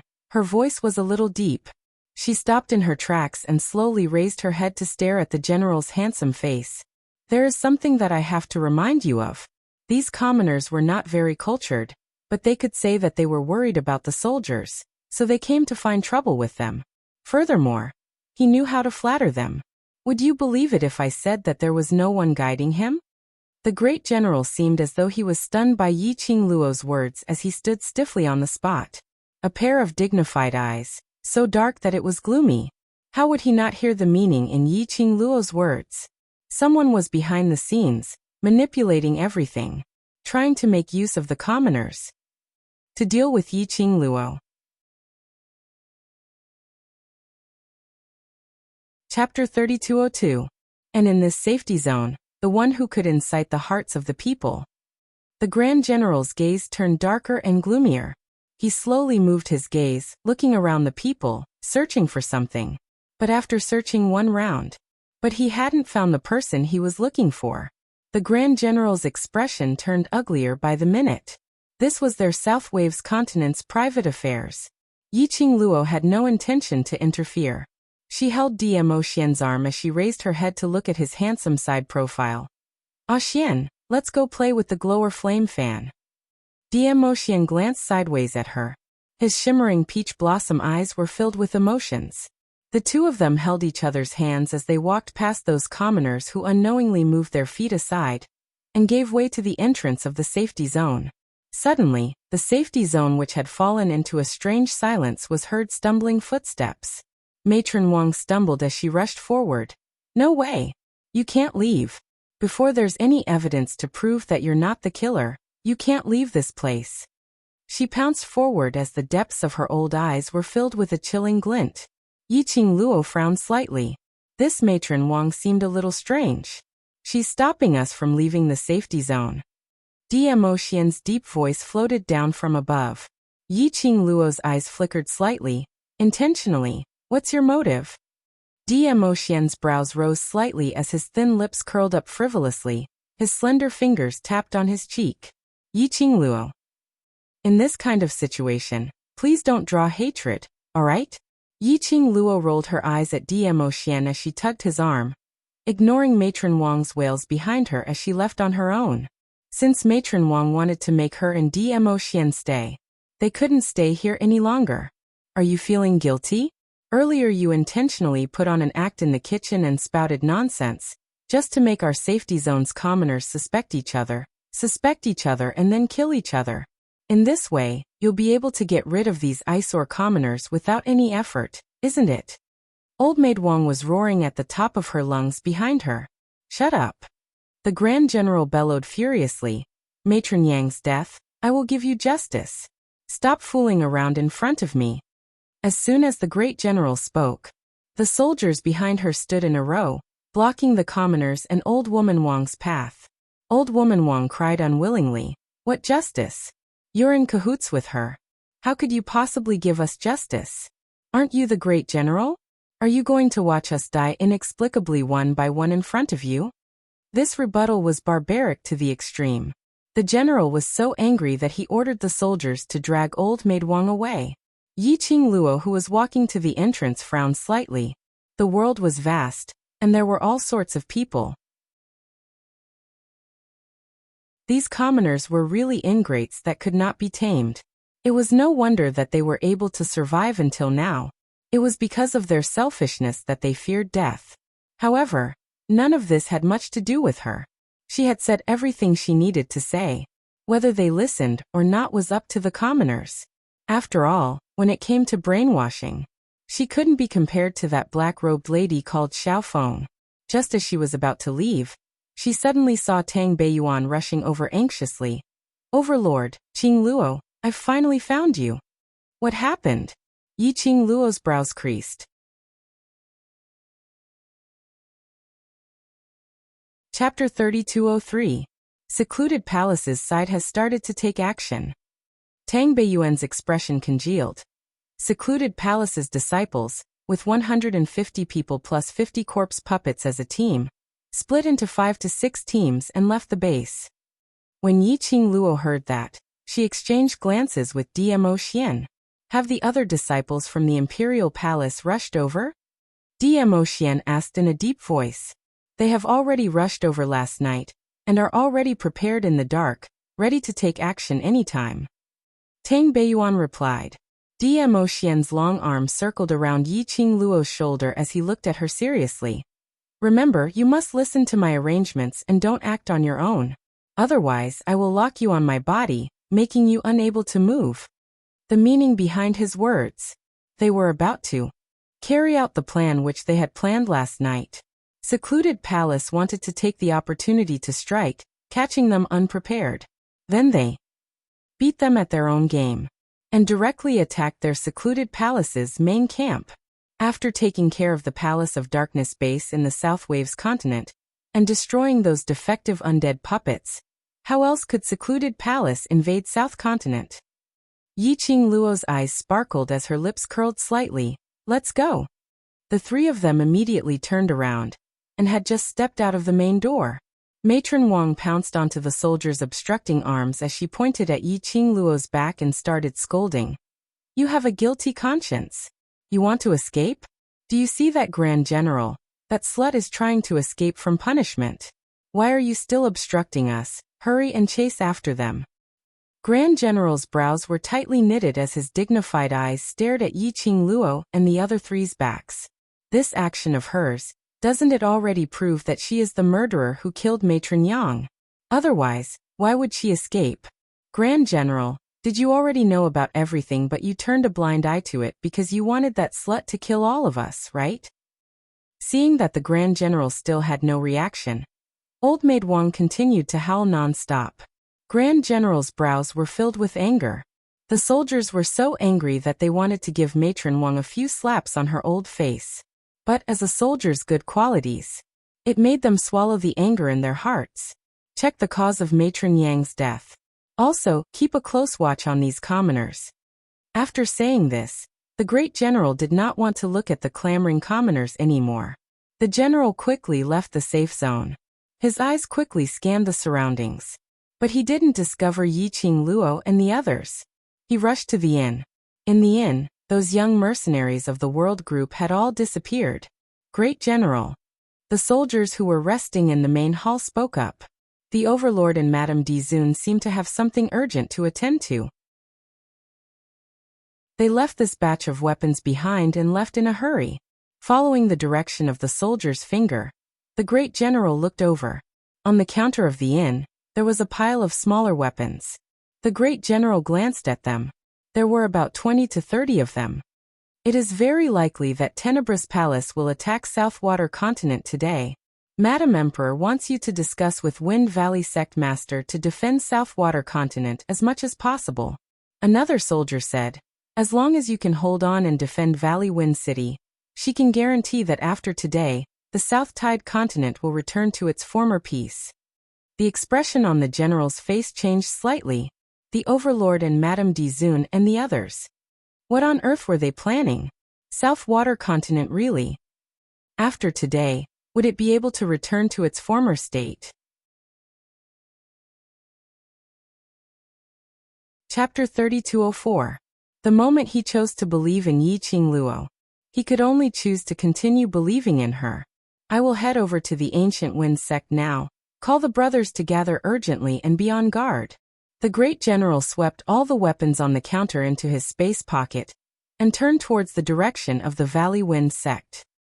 On the other side, Yiqing Luo and her entourage led the same group of Imperial Palace's disciples as they quietly approached the Palace of Darkness base.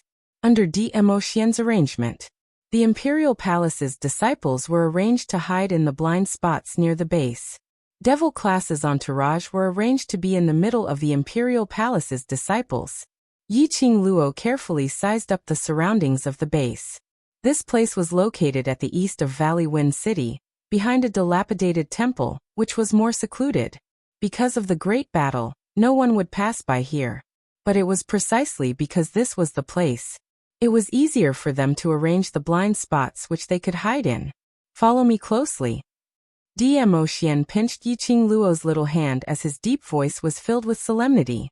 Yiqing Luo raised her other hand and hooked his neck as she pulled him down. Following that, she tiptoed and bit his lips.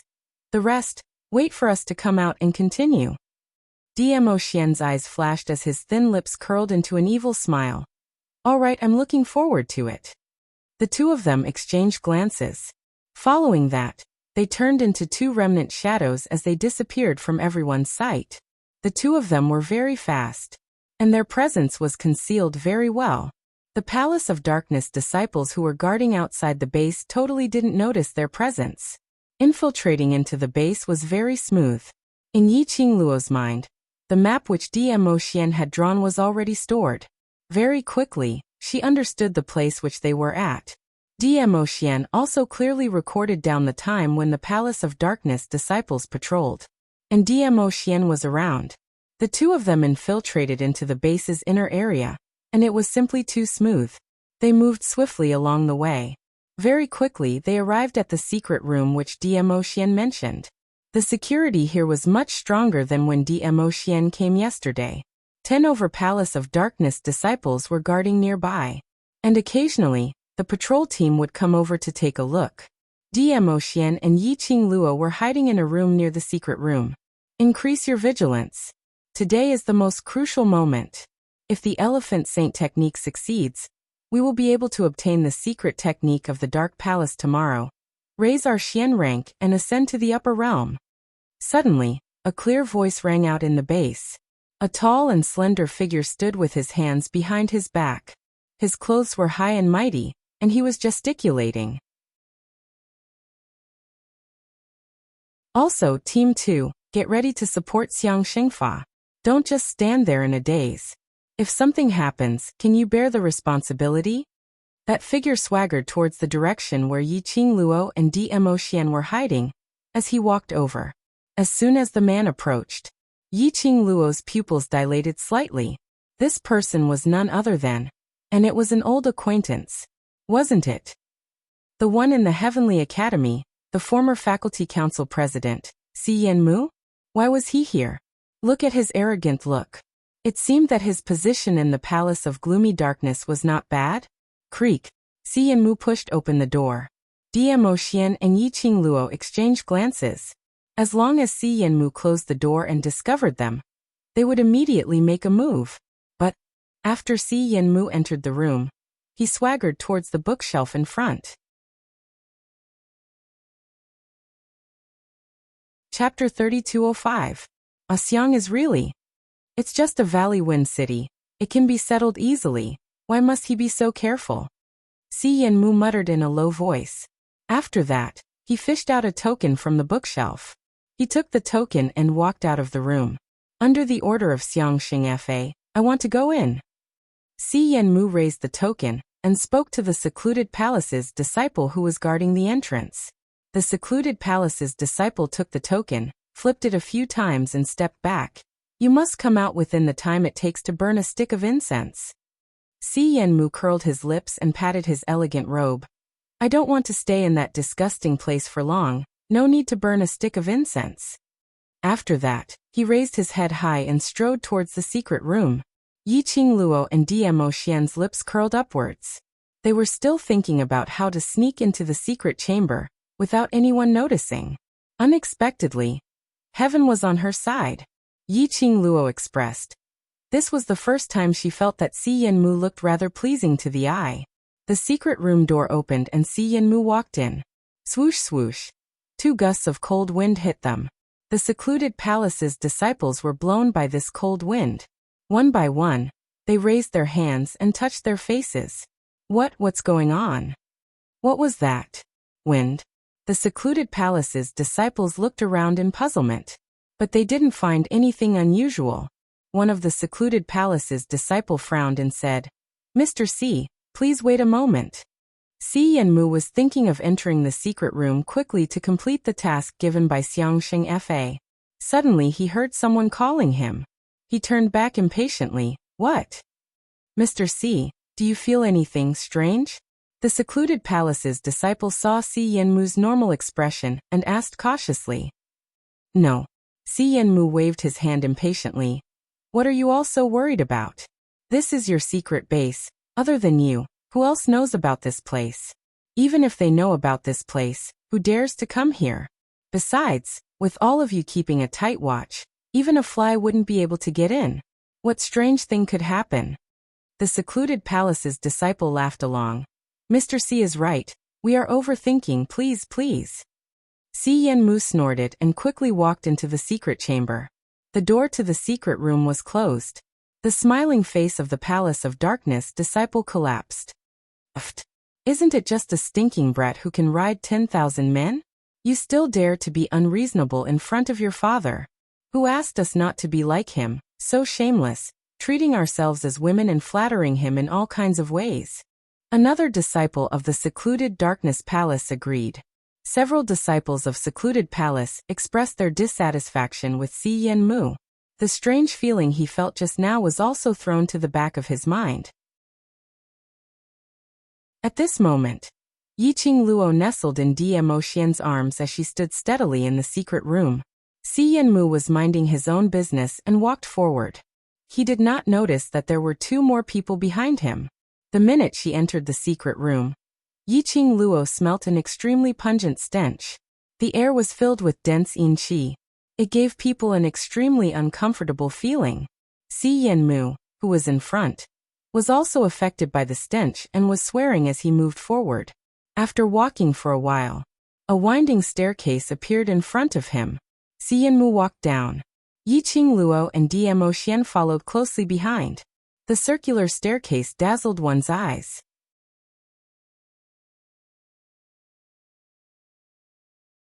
Chapter 3206. The moment he stopped, his line of sight happened to see behind him the two figures on the stairs above him. You guys, Si Yanmu was stunned, his eyes widened. How did you get in? This kind of spiraling stairs. It was only a matter of time before they were discovered. Yiqing Luo had no intention to continue hiding in the dark when they reached the secret chamber. The two who were discovered didn't show any signs of panic. President Si, long time no see. Yiqing Luo greeted him with a sweet smile. Si Yanmu stared at Yiqing Luo's face in shock. That face which made him hate and loathe. His pupils kept expanding. How could it be you? Why are you here? What are you trying to do? It's been so long, don't you miss me? Yiqing Luo continued smiling. As for why we are here, it's because we followed you in. Si Yanmu recalled when they walked into the secret chamber. The secluded palace disciples questioned him. He felt a chill down his spine. These two people actually followed him into the secret room, under the watchful eyes of so many guards. That was enough to tell. How strong were their abilities? Even if he was under the protection of the sacred elephant technique, basically no one in the profound grade could defeat him. But Yiqing Luo was not an ordinary person. Moreover, the man beside Yiqing Luo, he was absolutely not their match. Si Yanmu clenched his fists tightly, his eyes were covered with a chilly intent. What are you trying to do? The smell in this secret chamber is so pungent. I wonder what kind of shameful things your secluded palace are doing in this secret chamber. Yiqing Luo looked at him smilingly. My dear husband and I are very curious about this secret chamber, so we are here to take a look. President Si doesn't have any objections, right? This is the base of the secluded palace. Si Yanmu suppressed his anger. Do you believe that as long as I shout, the disciples of the secluded palace will rush over? Yiqing Luo raised her brows. I don't believe it. Do you think that just the two of you can escape from this base? Si Yanmu was infuriated by Yiqing Luo's fearless look. Get out of the secret chamber now and I will not haggle with you. When Yiqing Luo heard that, she burst out laughing. But we're very interested in this secret room. As soon as he finished speaking, Yiqing Luo's figure suddenly flashed. His body was already close to Si Yanmu. Her 5 fingers moved and clasped Si Yanmu's neck. The speed was so fast that Si Yanmu could not react at all. You. Si Yanmu's throat tightened. You are too noisy. Yi Qingluo chuckled as she stuffed a pill into Si Yanmu's mouth. Immediately, he released Si Yanmu. Si Yanmu's legs went limp on the ground. His hands wrapped around his neck and he vomited desperately. However, no matter how hard he tried, nothing came out. Don't waste your energy. The poison pill will melt once it enters your mouth and at the fastest speed. It will integrate into your limbs and bones. Other than the antidote, there is no other way to force the poison pill out. Yi Qingluo wiped her hands and took elegant steps back to Dmo Xian's side. Her eyes were filled with a sly smile. My poison pill, you should be very clear about it. If you are obedient, I can give you the antidote. Si Yanmu's hands, which were pressed on the stairs, curled into fists one by one. He was very clear.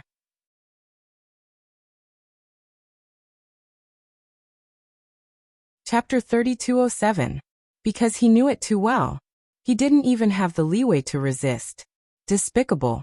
Si Yanmu roared angrily from the bottom of his heart. Yi Qingluo's pink lips deepened. Let's go, continue to walk down and enjoy the secret of the Palace of Obscurity. Si Yanmu glared at Yi Qingluo angrily. Ha! Yi Qingluo raised her brows. The drawn-out sound entered Si Yanmu's ears. He quivered and stood up abruptly. If you want to follow, then follow. He started walking again, and walked down the stairs. That circle of stairs was really dizzying. Si Yanmu walked slowly, and stopped from time to time to hold his forehead and shake his head. After walking for a long time, he had only walked down half of the stairs. If Yi Qingluo still couldn't tell that Si Yanmu was deliberately delaying time, then she must have a hole in her brain. When Si Yanmu stopped again, Yi Qingluo's cold voice came from behind. Do you want to walk down by yourself or I will kick you down? Si Yanmu's hand that was holding his forehead suddenly froze. Yi Qingluo held Dmo Xian's arm and slowly walked towards Si Yanmu. It seems that you prefer violence. Saying that, she slowly lifted her foot. Si Yanmu's face stiffened and took a few steps back in horror, almost falling down the stairs. I'll go. I'll go. He staggered and walked down the stairs quickly. After Si Yanmu cooperated, he quickly walked out of the staircase. After the stairs, there was a long corridor. The putrid stench of decay was even more pungent. Even Si Yanmu couldn't help but cover his nose. But what was even more shocking was that on both sides of the long corridor, there were barbs hooked to rotten corpses. Tesi. The Palace of Obscurity's hobby is really strange, actually. Like to hide corpses. Yi Qingluo calmly glanced at the corpses on both sides and clicked her tongue. Si Yanmu didn't even dare to look at both sides of the long corridor. He really couldn't figure it out. A woman could actually face such a disgusting thing without batting an eyelid. Simply not like a lady. President Si, why did you come to this place which is filled with corpses? Yi Qingluo asked with a smile. Si Yanmu's face was ugly. Because of the smell of the air and the yin qi, his face was pale. Yi Qingluo narrowed her eyes. Don't want the antidote anymore? You. Si Yanmu gritted his teeth and clenched his fists. You already know what is inside. Why ask when you already know the answer? Where is it? We don't know. Yi Qingluo blinked her long eyelashes innocently, smiling innocently. Si Yanmu's face froze. He gritted his teeth and continued. Stop pretending. Xiang Shengfa said that you know what undead corpse puppets are, and how to deal with them. How could you not know what this place is? Yi Qingluo shrugged her shoulders and put on a look of sudden realization. Oh? So this is where the undead puppets are made. You. Si Yanmu finally understood Yi Qingluo's motive. Yi Qingluo wanted him to reveal the secret of the secluded palace to her personally. Despicable. Treacherous. Si Yanmu secretly cursed in his heart. His eyes were filled with coldness. Do you think you can escape from here? As long as the undead corpse puppets are activated, even if you can deal with the undead corpse puppets, you can't deal with all the undead puppets here.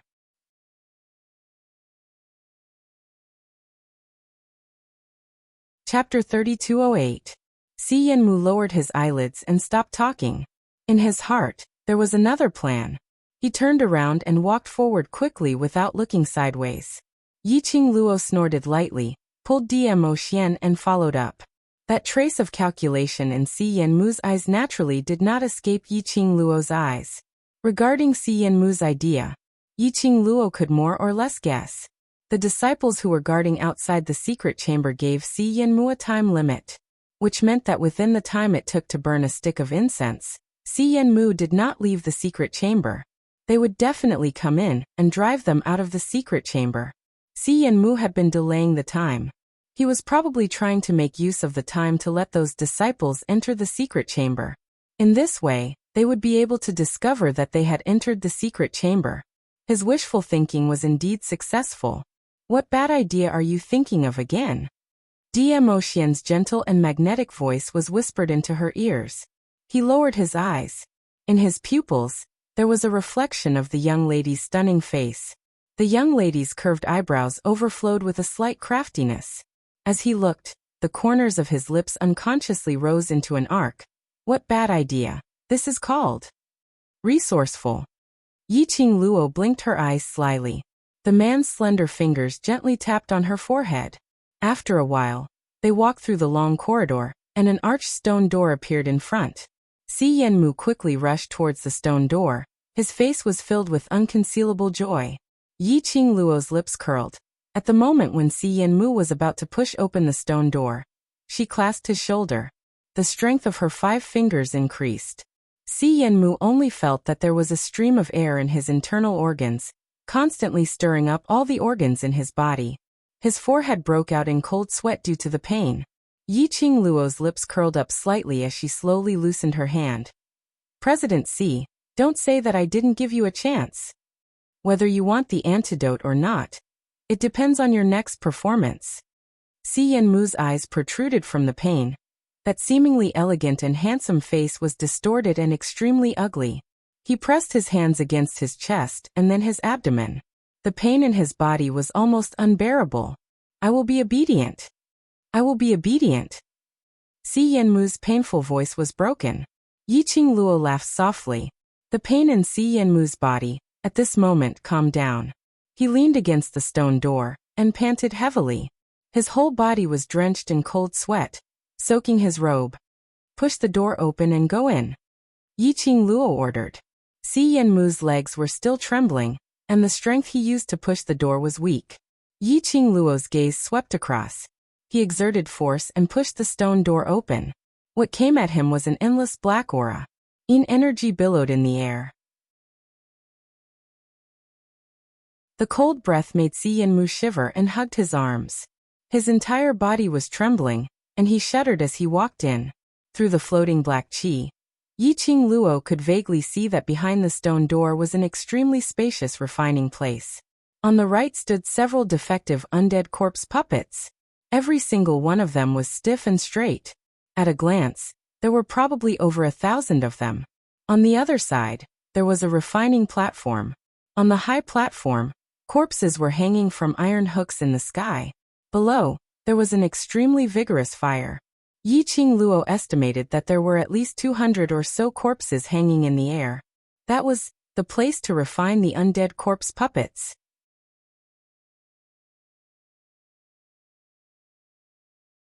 Chapter 3209. Those cultivators were all sitting cross-legged around the refining platform with their eyes shut, constantly depleting the mental energy in their bodies. There were a few cultivators whose faces were sometimes pale, sometimes ashen. What's more, some cultivators' faces were pitch black, as their features twisted in pain, as though there was some kind of energy surging in their bodies. But they still persisted in transferring their mental energy. What was going on? Look carefully, the burning fire below the corpse. She heard a man's voice reminding her. Yiqing Luo's gaze turned and fell onto those burning flames. Initially, she didn't notice anything wrong. Just as she was about to retract her gaze and ask Dmo Xian, a glint flashed across her eyes. That flame, the arc of the burning, was not normal. No, not right. That wasn't an ordinary flame. Yiqing Luo's expression suddenly turned grave. That burning, dancing flame arc. It was like a human. Struggling, struggling in pain, struggling with all his might. Vaguely, a burst of thick black inchi rose from the flame bit by bit, merging into the corpse hanging in midair. Yiqing Luo grabbed Diemo Xian's arm tightly. That's not a flame. That's a human soul. Human's resentment. That's right. Diemo Xian replied solemnly. The refining of the corpse puppet is to use the human soul and resentment, and through a special secret method, the corpse puppet becomes a killing weapon. For these defective products, the Palace of Darkness actually used the human soul as food. Yiqing Luo clenched her fists in shock. This kind of heartless action, don't tell me the upper realm and the so-called heavenly way which maintains the realm's balance doesn't care. It's not that they don't care, but they don't have time to care. Diemo Xian touched her hair. The distance between the upper realm and lower realm is too far. If it wasn't for the strong energy which attracted the attention of the upper realm's balance historian, then they would rush over. But the mastermind of the Palace of Darkness has grasped the boundary of this energy. If it wasn't for someone reporting, the upper realm's balance historian would not be able to detect this matter. This was the so-called, the mountain is high and the emperor is far away. What can they do to me? The most important point is the identity of the person behind the scenes. There's a possibility that even the balance historian can't control it. Diemo Xian's voice sunk. Now, we can only wait for Qinggu to bring the news. Yiqing Luo pursed her pink lips as her eyes stared intently at that seemingly excited, but in actual fact it was struggling in pain. Her slender fingers curled up one by one. She was not a saint. However, they definitely couldn't be like the gloomy palace, killing the innocent. At the same time, she was determined to destroy this base. While the two were talking, Si Yanmu had already walked in. His voice was trembling as he whispered something to a man in a black robe who walked out from the dark. Soon, Si Yanmu handed the token to the black-robed man. His hands were shaking nonstop. The black-robed man laughed mockingly. I don't know what the higher-ups are thinking, sending a coward like you to ask for the corpse puppet. With your guts, do you think you can successfully bring the corpse puppet out?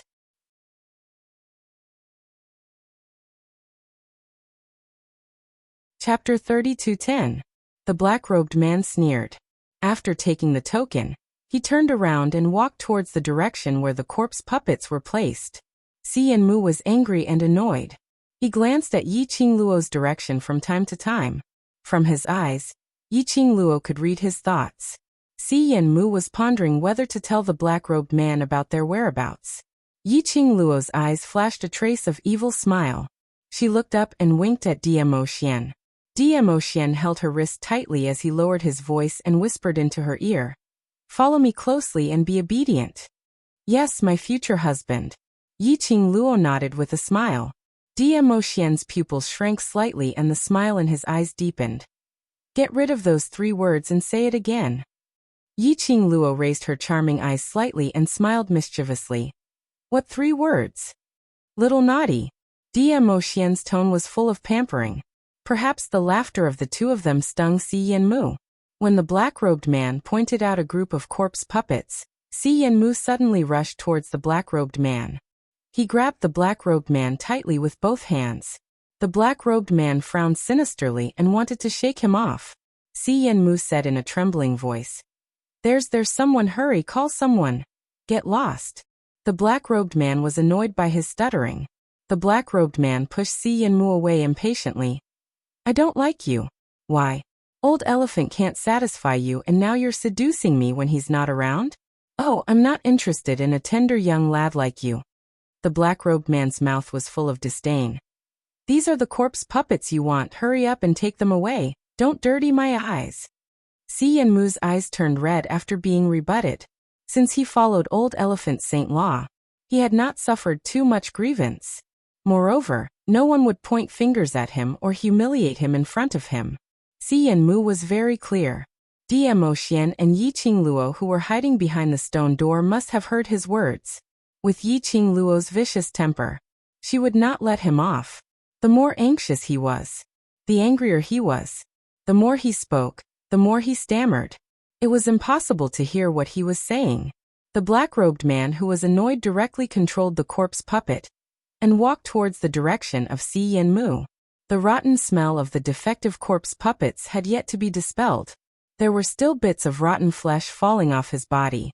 Si Yanmu was frightened and quickly retreated. He staggered and fell to the ground. The black-robed man burst into laughter. Ha ha ha, I really don't know what old elephant likes about you. Is it your kung fu in that aspect? I'd like to see how you're going to bring these puppets out. Si Yanmu was ashamed and annoyed. He struggled on the ground, trying to get up and run away. But suddenly he clutched his chest. His face contorted. He curled up on the ground. The black-robed man was slightly startled by Si Yanmu's sudden change. Hey, pretty boy, don't play any tricks. Oh, Si Yanmu groaned, his body twisted into a ball and trembled non-stop. The black-robed man furrowed his brows. This gigolo was the person whom Captain Elephant loved dearly. If something really happened to him, perhaps Captain Elephant would blame it on him. The black-robed man ordered the corpse puppets to stop and quickly stepped forward to support Si Yanmu.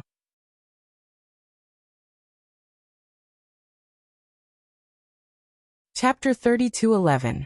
Don't worry about how to bring these corpse puppets out. There was even a hint of a smile in that voice. Leave these undead corpse puppets to us. The black-robed man paused, raised his head abruptly and looked towards the direction of the voice. Who is it? At the stone door, two figures walked in slowly. The young lady's red dress was like fire, enchanting like a painting, as if she was stepping on the flame. Her beauty made one sink into it. The man's purple robe billowed, peerless, like a god, with an extraordinary temperament that made one sink into it. This pair of golden boy and jade girl standing together was simply too pleasing to the eyes. But now was not the time to be pleasing to the eyes. The black-robed man shouted in shock. Who are you people? Yiqing Luo smiled extremely brilliantly. We are the people who will end you. The black-robed man lowered his head and looked at Si Yanmu, who was lying limp at his feet, lifted his leg suddenly and kicked him. Is it you? You brought them in. Si Yanmu was poisoned by the poisonous pill, his internal organs were in pain, and by the black-robed man's angry kick. He coughed out a big mouthful of blood. No, it's them. Si Yanmu wanted to explain, but his throat was full of blood, stimulated and unable to spit out a complete sentence. It doesn't matter who brought us in. Yiqing Luo smiled sweetly. What's important is you. You will disappear together with this secret chamber. The black-robed man suddenly retreated, called the corpse puppets by the side, and rushed towards Yiqing Luo. Bam! Dmo Xian's sleeves waved, a wave of profound wave, dispersed the yin qi in the air. That wave, like ripples, spread out circle after circle. Everywhere it went. The corpse puppets all fell to the ground. This powerful force made the black-robed man extremely shocked. He tried his best to restrain his inner fear. Don't waste your energy. These corpse puppets are unbeatable. The black-robed man roared as he dodged into the corpse puppets. But the next moment, he was not only shocked, he was completely dumbstruck, and his heart was filled with fear. Because the corpse puppets that fell to the ground had no intention of getting up. No, this was impossible. The black-robed man widened his eyes and waved his arm. Another dozen or so corpse puppets swarmed forward. This time Dmo Xian didn't even move his sleeves. The Xian wave in the air had already sliced those corpse puppets into two. Dong dong dong. The undead corpse puppets fell to the ground. The black-robed man widened his eyes and stared at the undead puppet on the ground. He did not stand up. The undead corpse puppet did not stand up again. What was going on? Aren't undead corpse puppets immortal? Impervious to swords and spears, and impervious to fire and water. Who was that man? It could be seen that he hadn't even used his full strength. But he was already this powerful. If they were to really fight, all the undead corpse puppets in this secret chamber might not be a match for him. The black-robed man was incomparably appalled as he stared at Dmo Xian with a gaze filled with fear. Besides the 10-plus profounders who were still refining corpses and puppets, the entire chamber was filled with countless profounders. He was the only one left in charge of the undead puppets. He had to spread the news of the secret chamber being invaded. The black-robed man's eyeballs turned and his vision suddenly fell onto Yiqing Luo. Looking at that young lady, she had been hiding behind the man. She looked young and extremely delicate. That man couldn't move.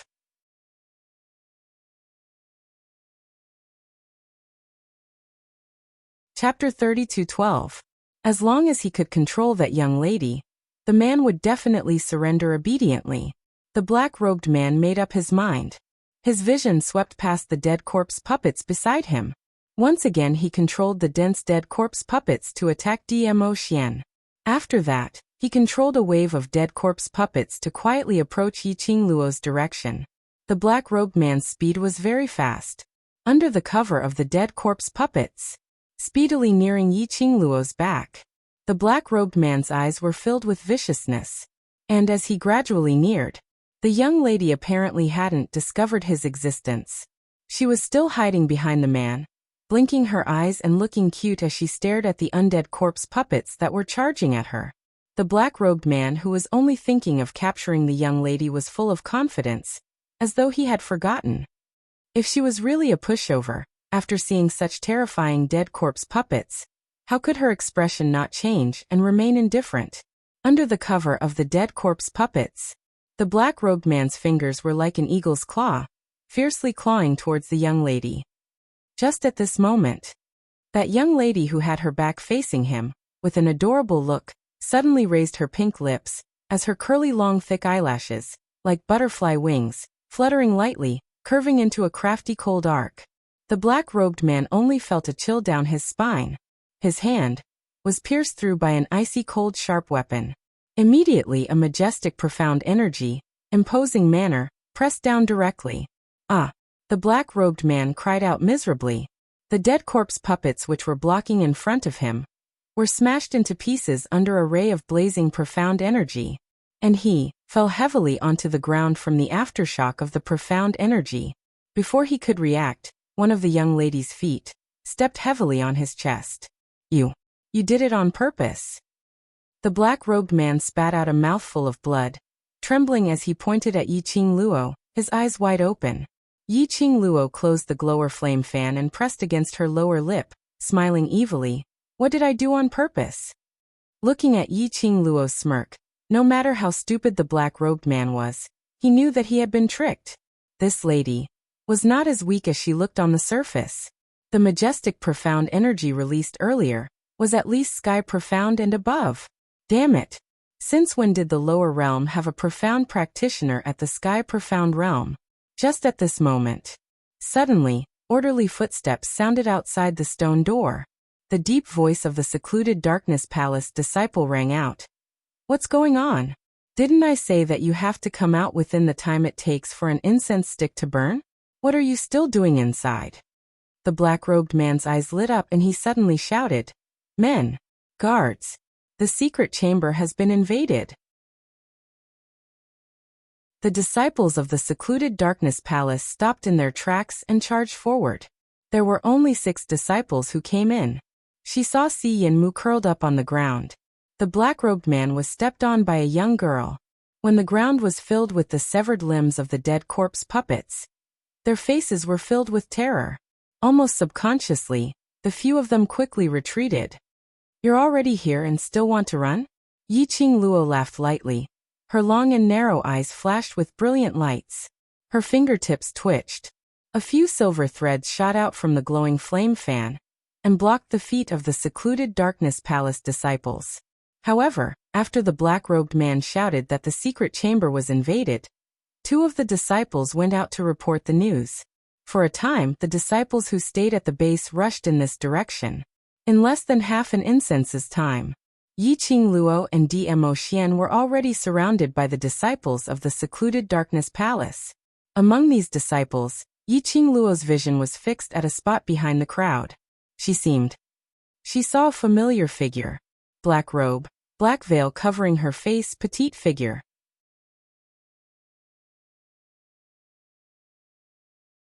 Chapter 32:13. Little Feng. Her base in secluded darkness palace? She indeed had another motive for being in Valley Wind City's safety zone. Yiqing Luo recalled the scene of Matron Wang grabbing her tightly, not allowing her to leave the safety zone not long ago. She probably listened to Little Feng's instructions to ask Matron Wang to keep her in the safety zone. Most likely, that Matron Yang was killed by Little Feng. Otherwise, Matron Yang wouldn't be so shocked and in disbelief before she died. Killing Matron Yang just to stop her from leaving the safety zone? What are you trying to do? Yiqing Luo's gaze was like a torch as she stared straight at Little Feng's figure. Little Feng ignored her. Under the black veil, that pair of scorching eyes was obviously staring at the person beside Yiqing Luo. Yiqing Luo glanced sideways as she looked at the calm man, and then looked at Little Feng. She squinted her eyes slightly. No. Diemo Xian tightened his grip on her slender waist as his brows creased slightly as he replied calmly, Amen. She was actually someone whom Diemo Xian knew? Could it be? She had sensed Little Feng's enmity from the first look. Was it because of Diemo Xian? A figure suddenly flashed past Yiqing Luo's mind. Feng Ling. Yiqing Luo's vision suddenly fell onto that black-robed lady as she stared at her without blinking. You're Feng Ling? The lady gave out a gentle laugh, faintly discernible, as though it came from all directions. I've been discovered by you. The lady's voice was no longer hoarse and sharp as before, but had regained her crisp and clear voice. The lady slowly lifted the black veil on her face, as she pulled open the black robe which covered her head. The lady's stunning looks were revealed in front of everyone's eyes. That elegant and gentle face was so beautiful that it made one's soul swoon. But as she looked around, her temperament was like a snow mountain white lotus, aloof and unattainable. This face, if it wasn't Feng Ling, who else could it be? Yiqing Luo's brows creased tightly as she stared vigilantly at the lady in front of her. Feng Ling, you actually joined the secluded Darkness Palace. Feng Ling's lips curled as she smiled gently. That pair of affectionate beautiful eyes were still staring at Diemo Xian's face in a daze. She stared at his face almost greedily. No. You didn't find me. It was Brother D. Feng Ling smiled, her eyes filled with joy. No matter what Little Ling disguises herself as, Big Brother D can recognize Little Ling at a glance. Little Ling is really happy. That undisguised naked gaze made Yiqing Luo's expression sunk slightly. In that instant, the hand on his waist tightened its grip. He pinched her waist gently with his large and broad palm. He seemed to be comforting her. A man's cold voice floated above her head. Feng Ling, are you sure you want to join the Palace of Darkness? Wind Chime's eyes were watery, and she smiled beautifully. To be able to return to Big Brother D's side, I can give up on everything. There is no longer any uncertainty. I am already a member of Dark Abyss Palace. Nether Palace is the Imperial Palace's archenemy, so? Feng Ling, this is your own decision. Diemo Xian's voice did not have the slightest fluctuation of emotions. For him, he didn't care whether Feng Ling joined the Palace of Darkness or not. He wouldn't show any mercy because of this.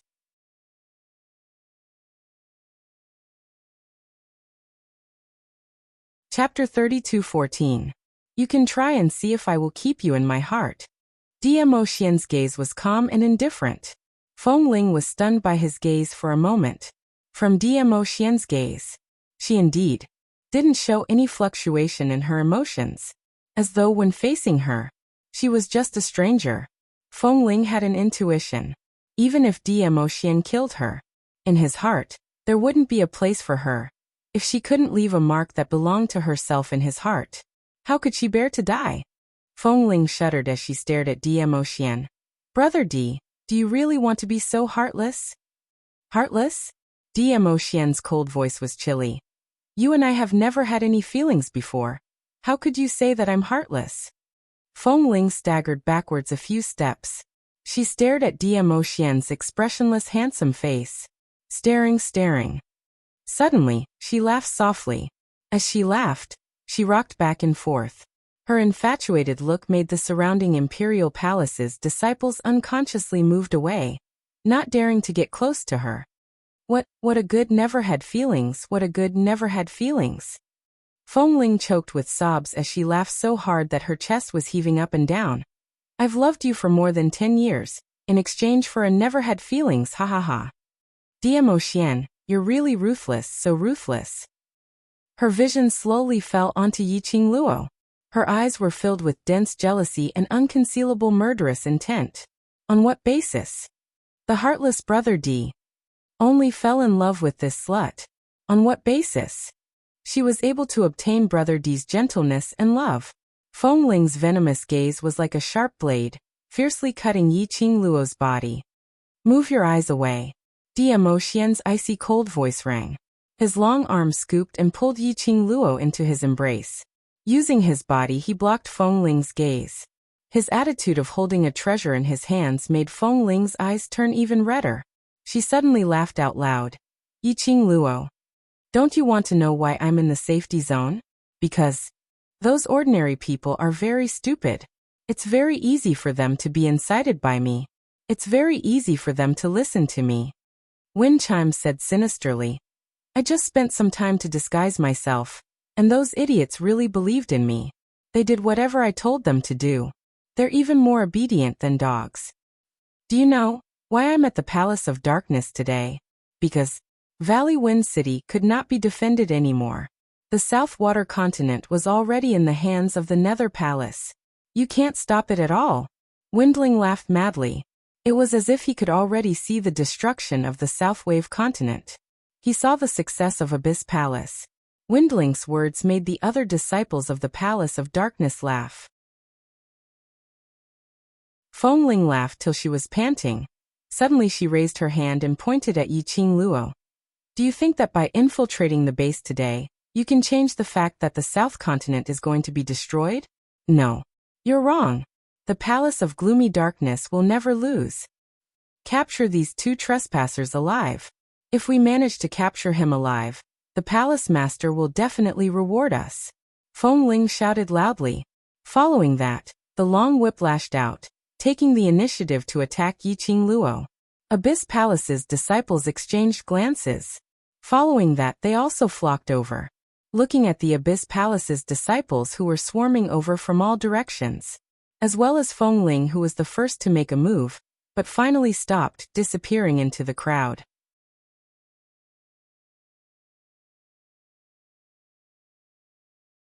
Chapter 32:15. Are you sure? Destroying the base will not change the truth? The young lady's cold voice was like an echo, reverberating in everyone's ears. Then why don't we try and see if we can change it? Following the young lady's last word, it was like a huge bell, pounding heavily on everyone's hearts. The young lady's figure suddenly flashed, turning into a red shadow. Swoosh.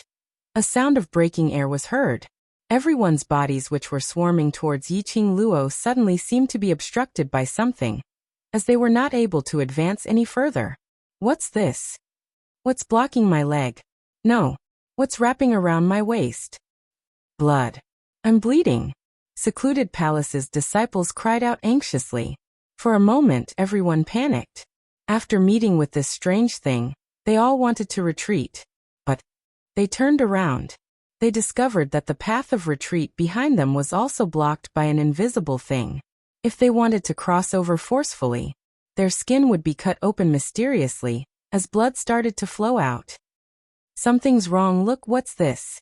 Suddenly, a Secluded Palace's disciple's hand grabbed onto something. His palm started to ooze blood. Droplets of blood seemed to form a thin line in midair. When the blood died even more, everyone then reacted to it. How was this a thin line? It was an extremely fine and indestructible silver thread. This silver thread could cut metal like mud, and was as sharp as a blade. Just a slight touch. It could easily cut through robes, cut through skin, and directly embedded into flesh and blood. Secluded Palace's disciples felt a chill down their spines, as they all stood rooted to the ground, not daring to move at all. The young lady's lips curled slightly, as she gave an enchanting smile. Aren't you going to make a move? Come, attack together, don't waste time. I still need to think of a way to blow up your base. You. Secluded Palace's disciples heard Yiqing Luo's unbridled words, as they were so infuriated that their necks turned red. However, in the face of the invisible sharp silver thread in front of him, he could not help but feel a chill run down his spine. They totally didn't know how to get close to Yiqing Luo. Feng Ling's gaze turned cold as she quickly retreated to the black-robed man's side, grabbing him. Quick! He controlled the undead puppets to attack them. The undead corpse puppets are not afraid of those invisible silver threads. It's no use. The undead puppets are useless to them. The black-robed man was already out of breath from Yiqing Luo's abuse, and after being pulled by Feng Ling in such a rough manner, he could only feel the blood in his throat surging. When Wind Chimes heard him stutter, she impatiently slapped the black-robed man's face. Shut up. Immediately control the undead corpse puppets for me, or I'll throw you over. The black-robed man was slapped so hard that he spat out the blood in his throat. Coincidentally, it sprayed on Wind Chime's face. The viscous liquid caused Feng Ling's eyes to be filled with killing intent. She raised her sleeve and wiped off the blood on her face. The black-robed man had no choice but to control the corpse puppets to surround them. Tang Beiyuan had reforged the gourd flame fan, and the silver strands had been infused with nether mental power. The corpse puppet was not afraid of the pain and forcefully pulled on the silver threads. Numerous limbs were cut off by the silver threads. As they rolled onto the ground, one by one, the undead corpse puppets fell onto the ground. This scene made the secluded palace's disciples feel fear rising in their hearts.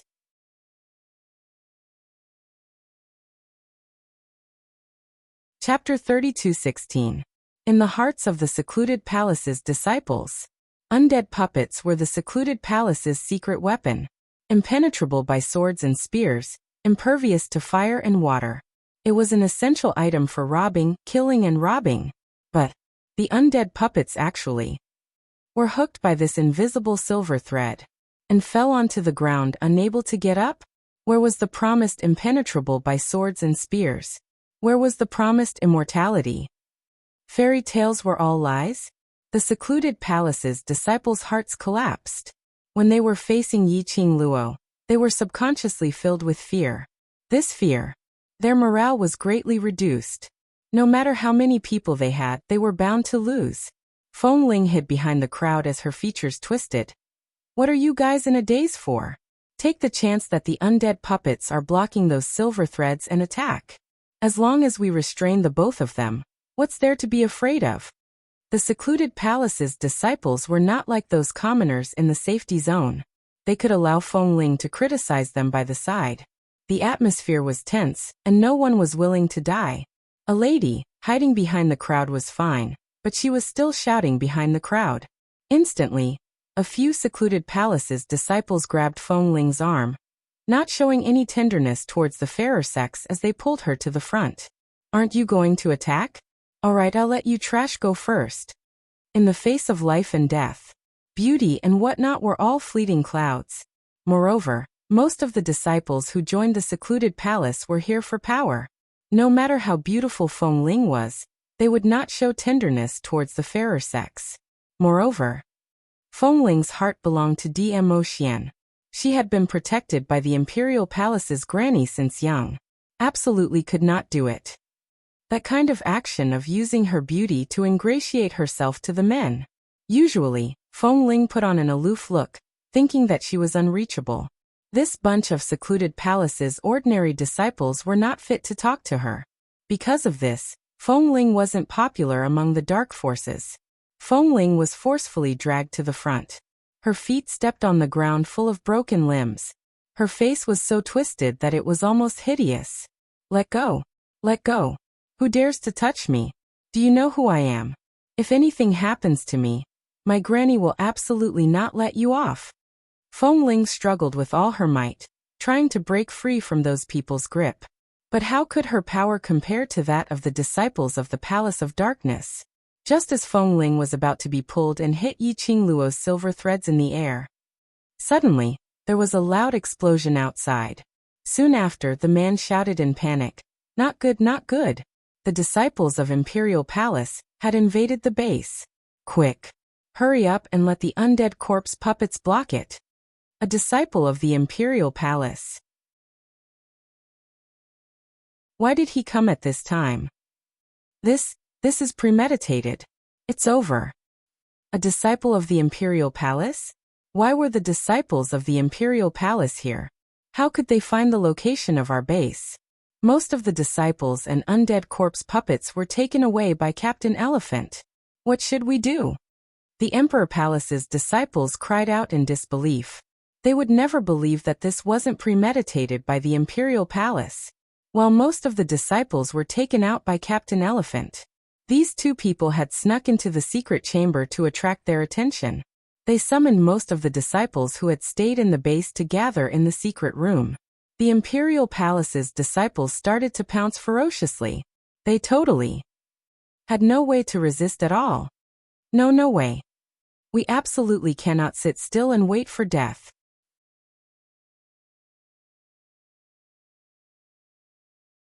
Chapter 32:17. The Nether Palace's disciples started to panic. Even the restraints on Fengling were loosened. Fengling screamed as she struggled to break free from the few of them. Her petite body suddenly disappeared into the crowd, and she ran away. At this moment, the disciples outside brought news. The entire secret room was in a state of panic. Fengling had escaped and naturally no one cared about it. Yiqing Luo, who had been paying attention to Fengling, felt a little strange. If she didn't remember wrongly, Fengling's profound grade wasn't low. But from the moment Fengling appeared to when she made a move and was forcefully pulled away, she didn't sense any profound chi fluctuation from Fengling's body. Recalling the time in Valley Wind City, towards Fengling's approach, she didn't even notice it. She also didn't sense the slightest fluctuation of profound chi from that little Feng. What was going on? Since Fengling joined the Nether Palace, making use of them was to obtain promises or benefits from them. How could it be possible to lose her profound grade? Yiqing Luo looked at Dmo Xian's side profile. She wondered if Xian had discovered Fengling's abnormality. Dmo Xian glanced sideways and met her gaze. He raised his palm and caressed her head. The warmth in his eyes was filled with love. She shook off the other thoughts in her mind as she looked at the Imperial Palace's disciples who had already rushed into the secret room. Let's go, let's destroy this place to refine the puppets and save these souls. Yiqing Luo pulled Dmo Xian's hand as she walked towards the direction of the puppet refining vessel. When the Nether Palace's disciples heard this, they immediately wanted to stop them.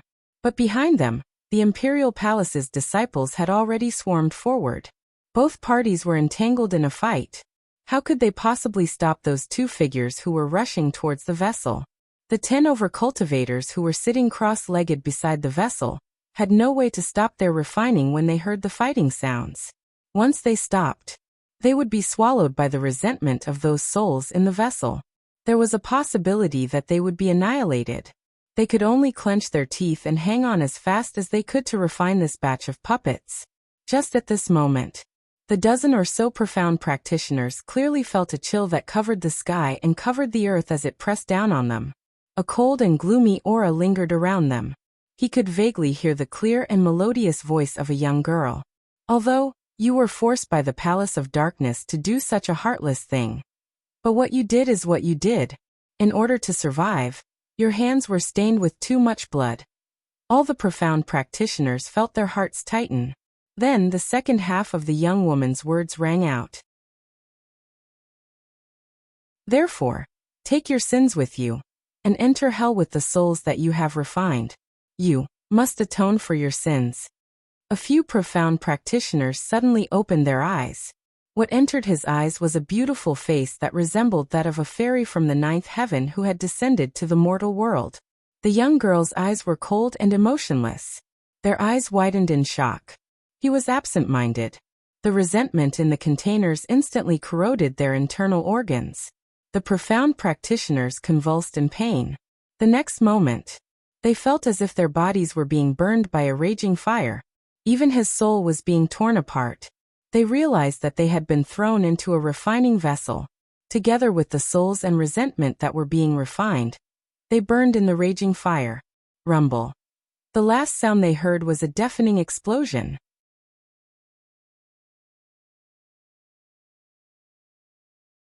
Chapter 32:18. There was no turning back for the base of Dark Palace in the Southwater continent. At this time, outside Valley Wind City, an extremely difficult battle was going on. Countless dead corpse puppets madly attacked the city gate. The disciples of Dark Palace, the soldiers in armor, and a group of people in the clothes of the Imperial Palace were facing each other with swords and swords, murderous intent soaring to the sky. Endless dark force soared to the sky. The war drums roared, and smoke rose everywhere. Endless killing dyed this piece of land red. Xiang Xingfa sat on the back of a huge tiger-shaped magical beast, squinting his eyes and carefully watching the battle. He thought that today's quiet attack would definitely be able to take down Valley Wind City. Unexpectedly, the old guy in Valley Wind City had long been prepared. It was like he had long known that the Dark Palace would attack Valley Wind City at this time. This thought made Xiang Xingfa's heart a little confused. He always felt that something was about to happen. However, the disciples of Dark Palace and more than 500 dead corpse puppets had already arrived at the battlefield outside Valley Wind City. It was impossible to turn around and leave now, even if he wanted to. The Palace of Gloomy Darkness probably wouldn't agree either. So, Xiang Xingfa could only bite the bullet. However, he didn't expect that in this Valley Wind City, not only the soldiers of the Southwater continent who were struggling at death's door, there were also the disciples from the Imperial Palace. Those disciples of the Imperial Palace had obviously been waiting on the side. When they made their move, they swarmed up. If it weren't for the obstruction of the disciples of the Imperial Palace, this battle would never have lasted until now. Xiang Xingfa's face darkened, staring at the disciples of Dark Palace who couldn't gain the upper hand at all. He became more and more anxious in his heart. Today's battle, the Dark Palace absolutely couldn't lose. Otherwise, he couldn't explain to the people above. And it was very likely that he would lose his life because of this. In his ears, there was still the deafening battle cry. There were people on both sides constantly falling down. The attack of the dead corpse puppets didn't reverse the situation at all. Xiang Xingfa's eyes kept looking in another direction. He didn't know when his little Mu would send the other dead corpse puppets over. Captain Elephant, an old woman who claims to have been instructed by Lady Xiaofeng, wishes to see you. A disciple of the Palace of Gloomy Darkness stepped forward and spoke in a low voice. If it was a normal day, encountering such ordinary people, the people from Gloomy Palace would definitely be killed in one slash.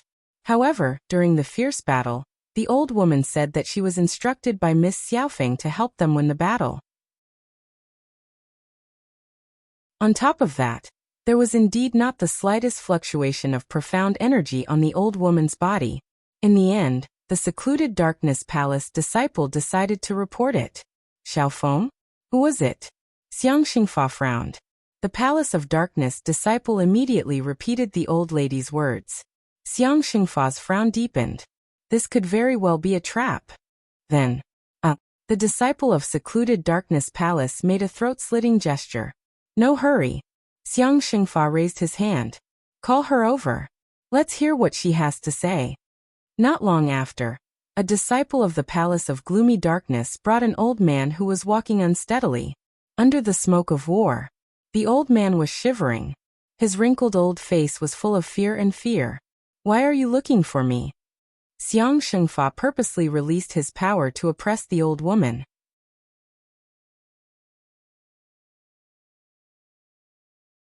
Chapter 32:19. We are the citizens of Valley Wind City. We can secretly help you to open the door at the back of the city, so that you can sneak into Valley Wind City and kill those soldiers. The old lady's words made Xiang Xingfa's eyes lit up. Is what you said true? Absolutely true. The old lady nodded her head vigorously. You are the citizens of Valley Wind City. Why do you want to help our Palace of Darkness? Xiang Xingfa asked suspiciously. The old lady's eyes flashed a sinister look. Today's Valley Wind City's soldiers have been bewitched by that demoness called Yiqing Luo. In order to please that demoness, the soldiers have no intention to let us ordinary citizens live on. If we want to live, we can only think of a way ourselves. As she said that, she raised her head and looked at Xiang Xingfa with a hopeful look. Miss Xiaofeng said that as long as we are willing to help you take over the South Continent, You will protect our lives. Who is this Xiaofeng that you mentioned? Xiangxing Fa narrowed his eyes. The old lady was stunned. Miss Xiaofeng said that she is especially familiar with you. She even asked me to send her regards to young Master C. Xiangxing Fa's eyes sunk. Xiaofeng. Could it be Fengling? Although Xiangxing Fa had his doubts, but looking at Palace of Darkness, there was no way to break through. After thinking for a moment, he decided to believe this old lady for once. An old lady without any profound qi. She wouldn't dare to play any tricks. All right, I promise you. As long as you open the back door of the city and let us sneak in, you will be the heroes of Palace of Darkness. I guarantee that your days in Palace of Darkness will be much better than in the South Continent. Xiangxing Fa's lips curled into an evil smile. Coincidentally, Palace of Darkness needed a batch of fresh fodder. Although these people's souls were a little ordinary, but at least it could increase the strength of the puppets. The old lady couldn't tell what Xiangxing Fa was thinking. Just hearing that they would become heroes, she was already nodding her head in joy. Heroes. That also meant that there was a possibility that they could become an official. The old lady was extremely excited. Then I will go back and tell everyone. Wait here, we will open the door immediately. The old woman sneaked back to Gufeng City. At this time, those who could fight were already fighting on the front lines. No one noticed the old woman's figure.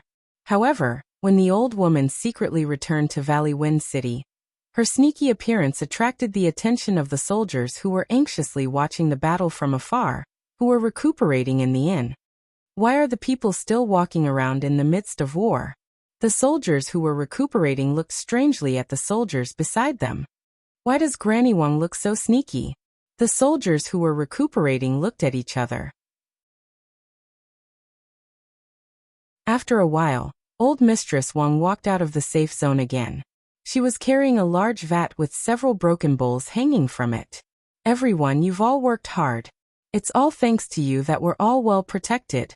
I don't know what else I can do for you all, but I can only brew a cup of hot tea for you all at this time. Old Maid Wang smiled at the soldiers guarding the gate. The soldiers naturally did not suspect anything. He took the bowl and drank a few mouthfuls. Old Maid Wang carried the vat and walked towards the entrance of the inn.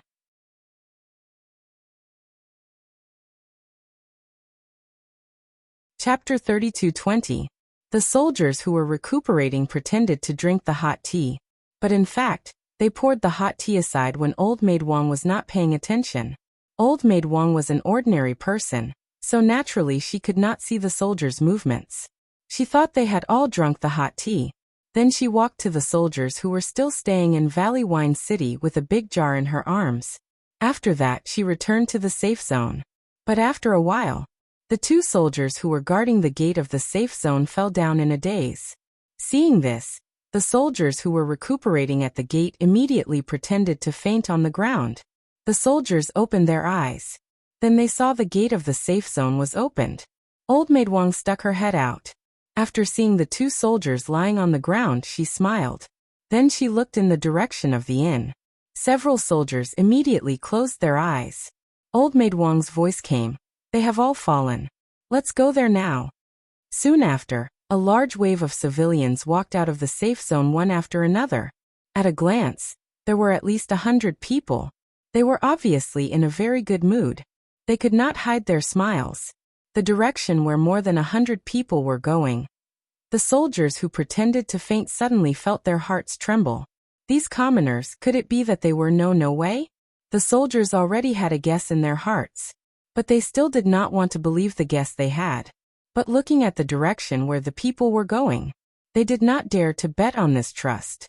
One of the soldiers who was the least injured struggled to support his bandaged leg and limped toward the direction of the city gate. He had to tell the general about the people's actions. At this time, Old Maid Wang came to the back door of the city with a group of people. She knocked hard on the back door 3 times according to the agreement with Holy Technique of Elephant. Soon, she got a response from Holy Technique of Elephant.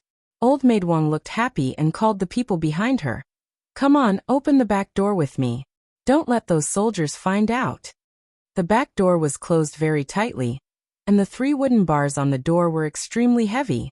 It took a lot of effort for the group of people. Only then could he open the back door without making too much noise. At the door, a row of tall corpse puppets stood there expressionlessly. Behind the undead puppets were a group of disciples with their weapons raised high. When the crowd of commoners saw the row of corpse puppets in front of them and the rotten flesh on their faces falling off, their faces turned pale with fright, and they hurriedly retreated. Xiang Xingfa was behind the disciples of Gloomy Palace. He carefully observed the situation inside the back door. He had thought that this might be a trap. He purposely placed the corpse puppet in front of him. From the looks of it, this group of commoners had really rebelled. Xiang Xingfa ordered his undead puppets to scout ahead. The group of monsters with rotten flesh on their faces and the stench of feces all over their bodies began to walk into the city. The commoners were so frightened that they wanted to scream. "Shut up. All of you shut up. If the Grand General finds out, our plan will fail." Old Maid Wang growled in a low voice. The commoners covered their mouths. He was so scared that his eyes turned red. One by one, their legs went soft, and they retreated to the sides as if they were escaping. The corpse puppets entered the city and walked for a long time. Nothing out of the ordinary happened. You're tuning in to the Echoes of the Heart YouTube channel. Don't forget to subscribe and join us on this journey to catch the most captivating stories.